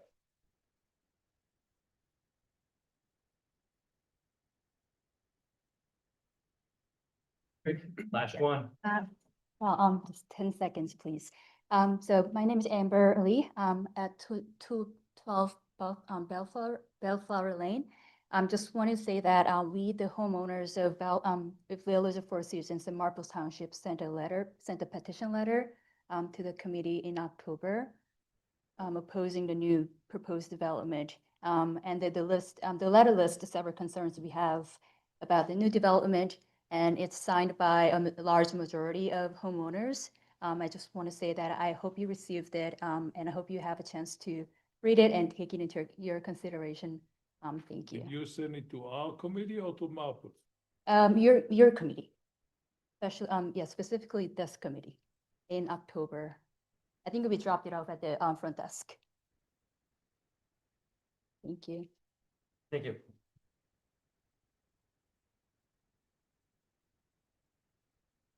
I just want to say a few things really quick. He was the last one, you know. You said that for the past 5. Well, I'm gonna stick to it now. I can't say anything. We've heard a lot. Yeah, and you should hear more. We've heard a lot. You don't want to hear anything. We've heard a lot. We've had lots of discussion.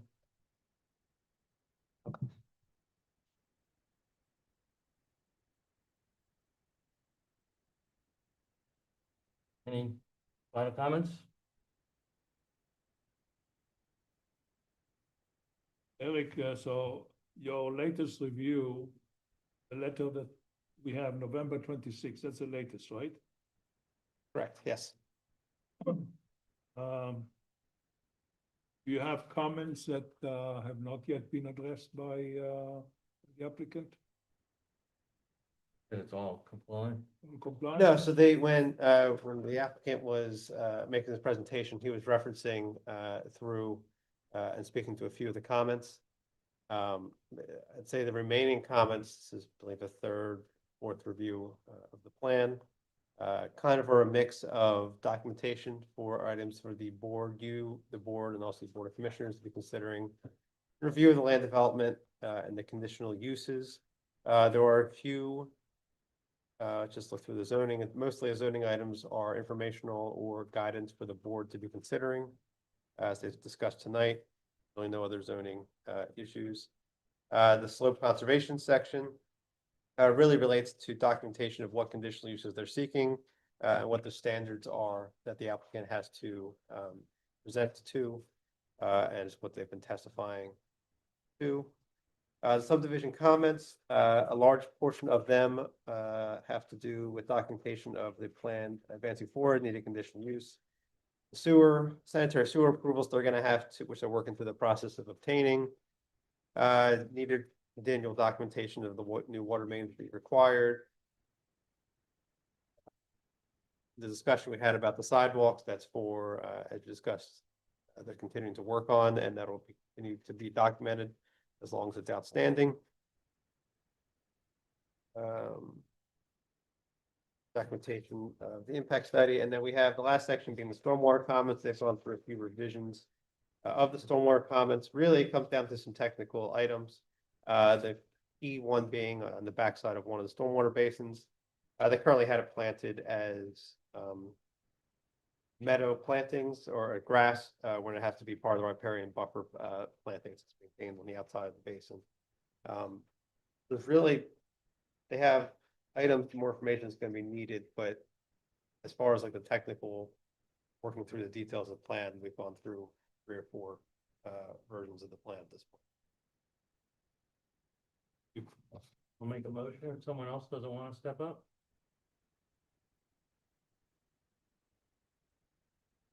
Make a motion as of today, December 1, 2025. On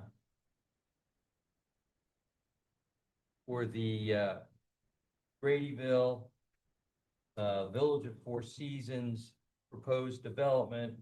We have 2 sets of plans, both of which with the latest date being 11/5/2025. One entitled the Conditional Use Plan, one entitled the Preliminary/Final Land Development and Subdivision Plan. We also have letters from Mr. Keene, our fire marshal, Carl Keene, and our arborist related to the development that we would ask that the applicant comply with. We have a engineering letter from Pannoni dated November 26th. That is 7 pages long. It does have one typo mentioned earlier. The applicant has indicated that it is a will comply scenario for the letter, and that we would expect they would work with our township engineers should any other issues arise. 2 issues we'd like the supervisors and or the solicitor to focus on are the driveway for lot 3, the ownership of the emergency access, and how that is going to work with lots 1, 2, and 3 accessing into the Marple Township rather than into Newtown Township.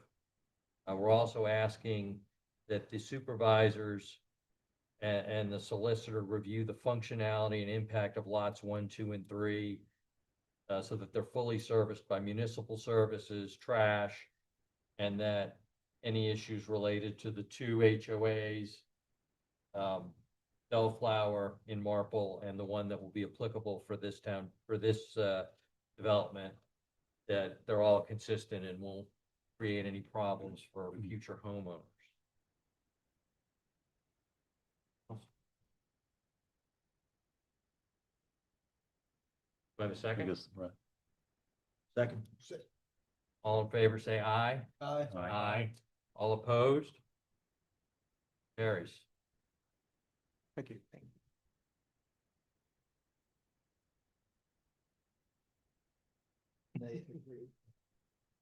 Want to call it or,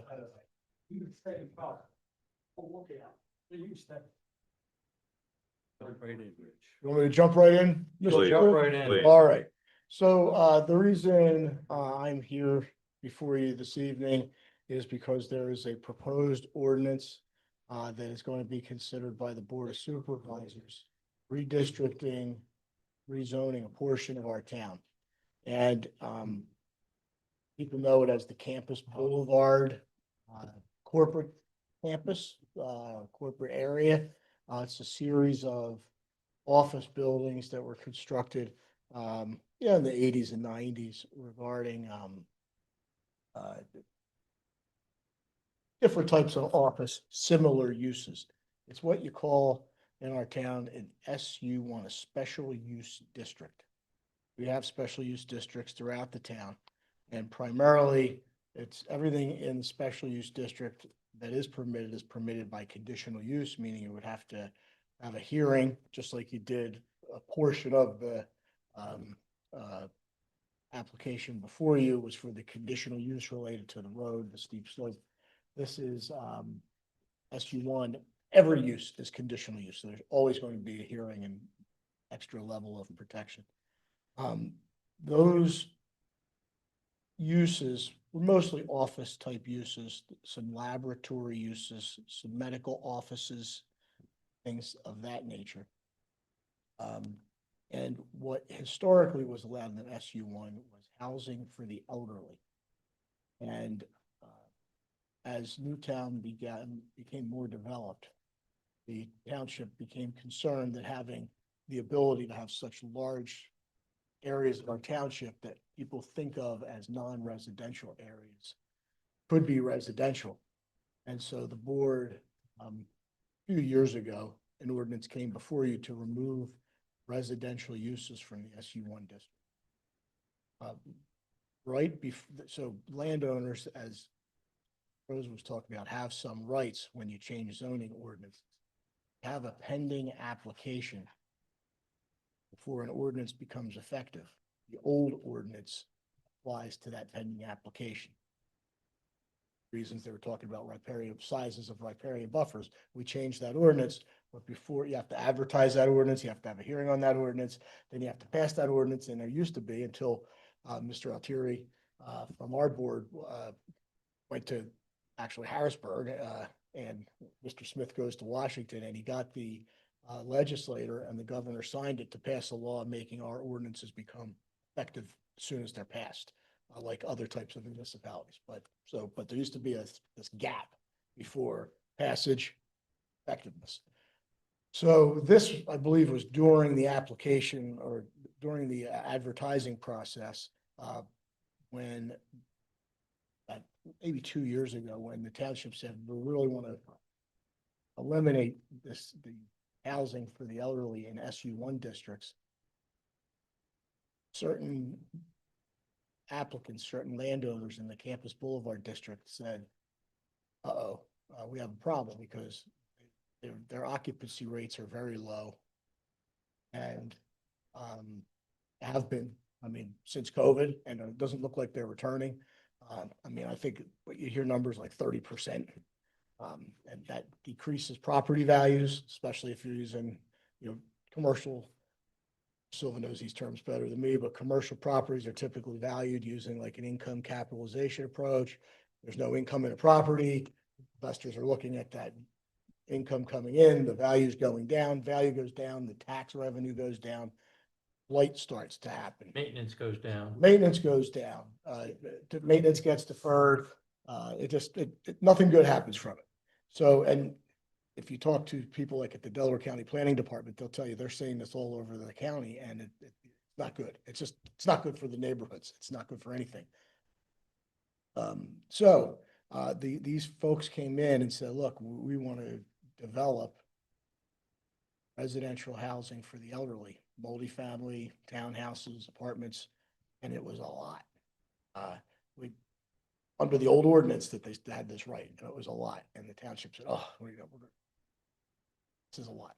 So we entered into negotiations, right? Just, the administration said, let's talk about this, guys. What's good? What can we do? How can we make this better? And the applicants basically said, look, we could probably limit, instead of having was over 600 units. If you work with us to allow a limited amount of housing by right, we'll work with you. And started talking to them, and township staff said, hey, we don't want to just answer the mail for one developer to try to limit one type of development. Like this whole district really needs a relook, because it's almost 100 acres there. It's not just a one-off property. It's big. There's a list in the beginning of the ordinance. If you look at all the tax parcel numbers, it's probably, close to 20, tax parcel numbers, and they're all, substantial. So, some are 3, 4, 5, up to 12 acres. Some of them are held by owners together. And so it really seemed appropriate to look at it, and it's kind of tucked away. If you look at an aerial photograph that's up there now, it's that winding road that goes from Bishop Hollow Road, right down the road. Right down the road from us here on the other side of the ball fields, and it snakes through down to Westchester Pike. Offices and office type buildings on either side, and then you have Newtown Heights to the right of that photograph, which is kind of the eastern. We call that the east side. That's kind of tucked up there, and then to the other side is the Garrett Williamson Foundation, which is residentially zoned, but it's owned by this trust that maintains it as a farm, and there's no real inclination or intent that we know of to somehow turn that into residential housing.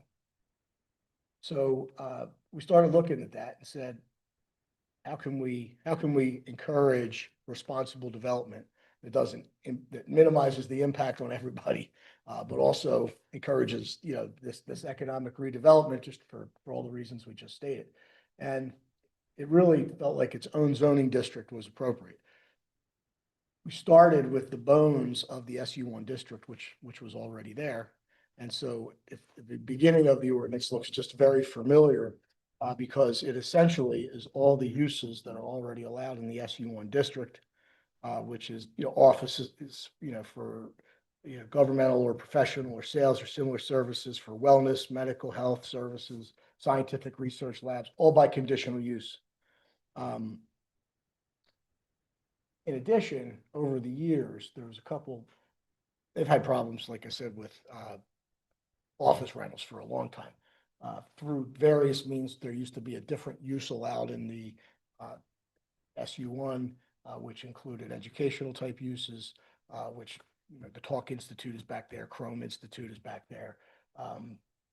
They've been allowed by variance, they've been allowed by conditional use, went through an old, provision that was kind of more general, it was too general and it allowed any use, any nonprofit use, which that's very large.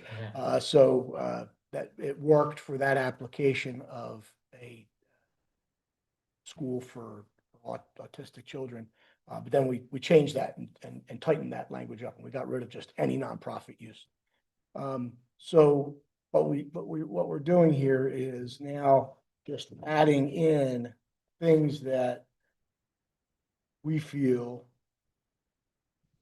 township kind of, and their zoning officer interpreted some of these uses to probably be allowed anyway, and we just clarified that. So you look at this district, the idea is make it a mixed use district, split with one side east of that winding road, one side west of that winding road. And there's uses common to the whole district, which is essentially the current SU1 district uses. We took out things that didn't really apply to this district, such as historic uses. There's no historic. This is nothing in here is historic. Added a couple clarifications or additional uses, depending how you look at it, because medical offices were always allowed. So this would allow like a surgery center or, outpatient center and stuff like that, which a zoning officer would say is a medical office anyway, but this clarifies that that would be allowed. You look to the eastern side, what would be allowed is some limited in density housing for the elderly, up to 250 units, or less than the 600 or whatever that was proposed. And toward closer on that same side, 125 units of assisted living. So that's not really traffic generators, because they're the folks that just kind of live there, kind of like a Sunrise that you have over there. Are they connected, like? They don't have to be connected. They don't have to be connected. It's just, but it's the limit on, so there's limits on the size, or minimum sizes. You have to have at least 15 acres to do these housing for the elderly. So you can't just have little developments here, little developments here. It's got to be big enough. There's a limit in density of 250 units over the entire district. Same with the assisted living facility, 125 units tops. And then if you kind of go over towards the western side, there's other types of uses where it's not as residentially developed, and it could be in the future, but that could be if it was ever going to be developed, that could be the existing zoning could be accounted for in their own development, right? So it's a little more protection for the landowner on the other side. And those are other types of uses, such as a micro hospital, these which are starting to pop up in different communities where it's almost like an urgent care center or an emergency room, I should say. Or so we allow urgent care center in here. But this is like an urgent care center plus actually an emergency room where you actually go if you have an injury, but beds are limited for how many people could stay overnight. So you might have, so right now, medical offices are allowed in an SU1 district, and that's not changing throughout the township. Medical offices are allowed, but not for overnight residents, except for sleep studies. So if you have sleep apnea, you can spend the night, but nobody does that way anymore anyway, because you just take it home and do it in your own bed. But there was a time when you had to go to a Why place. do you have sleep apnea? Unfortunately. I learned something. He told me if I stopped drinking bourbon and lose weight, I could stop snoring. I said, give me the That's what you machine. get. Give me the machine. but this would, for this particular district, allow an urgent care, allow a micro hospital, so, this is, one's an emergency room for things that aren't as bad, one's an emergency room for things that are worse, and then allows a little bit overnight observation. A indoor, storage, facility, self-storage would be allowed, not outdoor. The outdoor ones tend to attract, the boats and the contractors and different daily uses. This is the, you've seen them around, a lot of them, but indoor climate. Multi-story. Multi-story, Five exactly. stories, full And then length. there's all kind of limitations put in, for each one of those. Also, on that western side, fitness center or health club, the YMCA or, whatever. Mhm. Sports facilities, restaurants, movies, entertainment, but, I guess a bowling alley or whatever, but that's, there's only so much space. I mean, you're not gonna get all of those uses in here. You have to have enough space to be able to do it. You have enough space to be able to park it. We had some, particular concerns about certain types of facilities like, self-storage, because they tend to sit higher and they tend to have, lights. They kind of glow overnight, so we put some light requirements and some, parking requirements and some storage area requirements for, if they rent some vehicles out for folks to be able to take their stuff to and from. But that's the general concept of what you have before you. It's not for any one particular developer. It's not for any one particular project. It would accommodate, though, all of those applications that are pending before us. That would limit and it would limit what gets developed, and then offer other types of things to, so it's different traffic patterns, different traffic at different times of day, different uses for the community, and hopefully, spur economic development. It's happening the city of Philadelphia is dealing with office buildings, we're not alone. We're not alone. It's happening everywhere. People just have not gone back to the office the way you hoped. And some companies are doing it, and then they're losing their employees, and it's difficult. And then even companies that are maintaining offices have become more efficient with their office space. The modern trend for the bigger offices is they're sitting in rows like this instead of cubicles. And they just, it's a lot less space intensive than a couple little conference rooms around them. Building 16. I worked, it just got renovated just to do that, for the large part of it. My offices were built in 1934. You have secretarial As- bay outside? For my law firm. Yeah. Naval out Legal there? assistants, but yeah, so we are the opposite of this. We look around and we have a lot of empty space in our office, so I can understand the problem. Subject to your questions, that's the idea. Why, I work in there, I'm a resident here. Why wouldn't I want this? Give me a reason. Sure. Like, what's the negative here? I Well, out for addition, half of it's empty right now. look, people don't like change. Right, so Yeah, empty office building, it's just gonna get worse. Yeah. It's just gonna get worse. And no one wants to move into a building that feels like it's gonna foreclose, because your owner's gonna change and you don't know. In that transition, they're gonna stop paying for stuff. Can you make an argument, even though I don't see it, what would be the argument against? Do you see access to roads of the heights changing? Oh, as a result of. As a result of this, do you see like a throughway at the end of Summit Avenue? There's no space. There's all residential that backs up to it, There's right? paper roads. The campus full of. Yeah. Small problem. Yeah. The idea is a zoning. And I think even just to that one, I think there's a great elevation difference between the two. Like, it's not, they don't correspond with each other.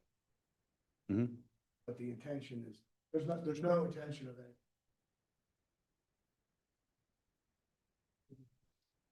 There's two major of control egress. Mm-hmm. There's buffer requirement. Along Summit, those properties that border Summit for that reason. Yeah, the ordinance provides for significant setbacks and buffering for residential. Are all these buildings on septic? Well, so. It won't be. Yeah, so. They are? Historically, they were. Yeah, no, I'm curious. But when, you know, Echo Valley and the whole, essentially when the whole western half.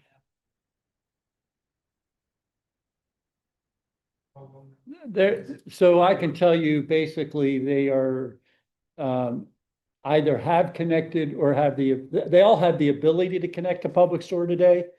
If they changed what they were doing, they would have to connect to public sewer today. The only thing that's keeping them from having to do it right now is we have a 10-year deferment as long as they stay the way they are. But that would go away if they changed what they were And they doing. have a cash flow problem. So, but some of them have already connected. I think about a third of the offices have already connected, and the others are working on it. Would the plans be to keep existing buildings and modify them, or? They can, but they don't have to. I think, you know, the plans This that. is not an efficient layout for these books. Right. Yeah, Yeah. Different owners are there approximately? Properties, they all. you know, I don't know exactly, but I could tell you that two, One, two. yeah, there's several groups of like 3 parcels that are owned or controlled by the same or closely related entities. And then, down towards the front, I think that's another owner that owns 2. And then I think there's a lot of one-offs after I that. think there's about 9, if I counted right. Oh, wow. And is each building on I just did there's 16 parcels and I didn't count a matching number of buildings. I guess are there some buildings that have, like, the parking's on its own parcel? That have what? I think number 7, office number 7, which is the long building, if you're familiar, when you come in off of Bishop Hollow, it's the second building on the left. I mean, on the right, I'm sorry. I think the back lot there is a separate parcel. I think it's actually 3 parcels. Yep. If I remember right. I was just trying to make. I think that's the case. I think there's a And then- stormwater basin. Yeah. That actually is its own parcel as well. Yes. You know, just kind of skews it a little bit. Yeah, no. I think it makes sense. I think it's a good answer. I've known this has been kicking around for a long time. And, It'll bring more amenities to the township too. Something. There's a Porsche parking. Yeah. That's all that's back there now. A lot of those. someone want to make a motion? Where all these Porsches came. I'm worn out. I had the rough. I'll make a motion. I think someone's waiting now. I might not find my car all by itself. I second. We have public comment. Let's hear the- Public comment. Go ahead. Oh, yeah. Sorry, I'm sorry. He's here to. And I know you live here. I waited for this all night. I missed you. I apologize. Few people do. Nathan Glazer, 3538 Cayley Road. First, I applaud the redevelopment, you know, because it's a corpse and something has to happen. So absolutely. I have a couple questions. I'd like to clarify. I read the ordinance, actually, and a couple things. One, could a school be put in there? For example, in traditional East Town, they were desperate for building a new elementary school. They didn't have any space, and they ended up doing the same thing. They took a building in a business park. Could that be done here if we needed more capacity in Newtown Township within what you're developing?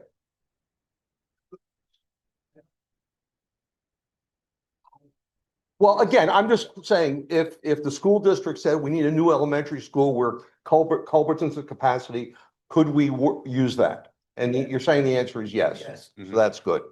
Secondly, the age-restricted housing. That's a pox on the neighborhood. Newtown Township is a way station to the mortuary. We have too many old people, too many geezers like me. And because of that, many institutions in this town are crumbling. People talk about the fire company. Why don't they have enough volunteers? That's because everybody who lives in town is on a walker. The availability of this land, potentially, to bring in maybe lower cost rental housing for people who are in their 20s and 30s would invigorate and help this town. And there's very little place to put that. So I think the age restricted part is well intentioned, but it's a huge mistake. This town has for years, turned around and said, send me your old and your rich. And things then don't get done here because these are not the people who are going to deal with Little League and Scouts and these other organizations. We need to make room for young people.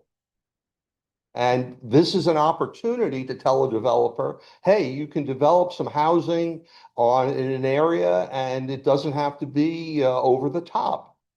Like the Ellis Preserve, which is great housing, but it's too expensive for many young people, even those who are young aspiring professionals. The last point I want to make, and this will be unpopular, but that's why I do it. Did I understand correctly that nonprofit type things are not permitted? No, no, no. Okay, that's, I'm glad you asked that. I think I said it kind of poorly. So you're a lawyer, you have your limitations. exactly. Previously, there was a use category in the SU1 district. It's kind of, it might not have even been, it may have been incorporated through another, it may have said, and any other use, allowed in this district. And when you went to the other district, it said, and any use, any nonprofit use. It was a very, very broad category. So there's no distinction between for-profit and nonprofit. It's just that the category of permitted use, any nonprofit use could really be anything. Like, for a nonprofit, I treat sewage. It could be anything at all. And so we didn't like how broad that was. So that was removed. It doesn't remove nonprofit uses. It just removes the category of any nonprofit use at all in the whole world. okay, again, just so I'm clear, if a nonprofit agency wanted to develop something within, they would be able to do it. Okay, as long as it was subject to the other things like the laundry list that is there. Okay. All right. Unfortunately, I didn't make a ton of notes, so I'm going to stop here before I repeat myself. But yeah, I mean, I think it's a great idea. And yeah. As I get older, the memory slows. So I You need think more young people, right? Yeah. well, I would. I don't want more people like me. I know that's a bad idea. But I'm going to make a suggestion, which I think will give the supervisors a stroke, is that we have an opportunity here to solve a problem also. Traffic clogging, everybody complains about, but nobody wants to deal with it. Now, I suggest this area would be an excellent spot to put a park and ride. SEPTA already brings a bus in. We could build some kind of a parking structure and tell people instead of driving, well, go here, you can get SEPTA to the train station or wherever else. State College Borough, where I went to school, I mean, they helped revitalize their downtown by putting in some parking garages with retail or business on the ground level. And that helped all the business. Now, I don't think anybody's prepared to put a parking structure in the center of town where the Deep Baton organization or the real estate mafia is, where that'd be a great place. But here on Westchester Pike, if there was a cooperative development with SEPTA to put in a place where, you're going to Philadelphia, you go here, you park your car in a structure, you pick up an express bus and you're in 69th Street. And we get your car off the road. And that's what everybody complains about. Is the car's on the road. Well, give them a place to go other than sitting at stoplights. That would be, I think, I don't think it's an original idea, but I think it's a practical idea to deal with the problem we know we have. A problem that's only going to get worse. And frankly, we can't keep expanding the roads. I mean, that's a lost cause. And we're not going to build a trolley down Westchester Pike. That opportunities went. So I would strongly suggest that be incorporated, at least as a permitted use. Whether it'll develop, I don't know. Probably certainly not in my lifetime. Nothing's going to develop in my lifetime based on where I am now. But I think the idea should be planted as a permissible thing. So hopefully somewhere somebody will have a creative thought and say, yeah, that's not a bad idea. So long, everyone. Thank Thank you. Thank you, Nathan. Make a motion to adjourn? We should make a motion to recommend. Yeah. Recommend. That's the easy one. Yeah, I think we're good on this one. You don't get that one. Yeah. I second. Motion to adjourn is always in order. Yeah. Right, do we, or did we? No, someone needs to make a motion. Go ahead, Like I Sean. said, I'm worn All out. right. Make a motion to approve the zoning change as, spelled out in this, how do I say? Ordinance number, don't have it yet. For, rezoning or allowing, additional types of development in the SU1 zoning district. I think if you called it the Campus Boulevard redevelopment district, I think that would cover what you're saying. We're getting a little too broad with the SU one. How about Campus Boulevard Resuscitative Project? Good one.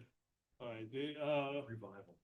the rezoning of the Campus Boulevard office district, which is SU1 zoning district, to allow additional types of development as spelled out in this, these pages not yet numbered as ordinance number 2025. Those sections 172, 170, Where are you reading now? 172. Amendment. Like he said. All right, ordinance number what, 2025 what? Not numbered. So what, So it's, but if you look under section 2, right, section 4, yeah. Section 172 is our zoning code. right, Section 170. That goes down to 183. So chapter 172. all right, so, yes, so changes per chapter 172 dash 2A, no, that's definition. 72-17.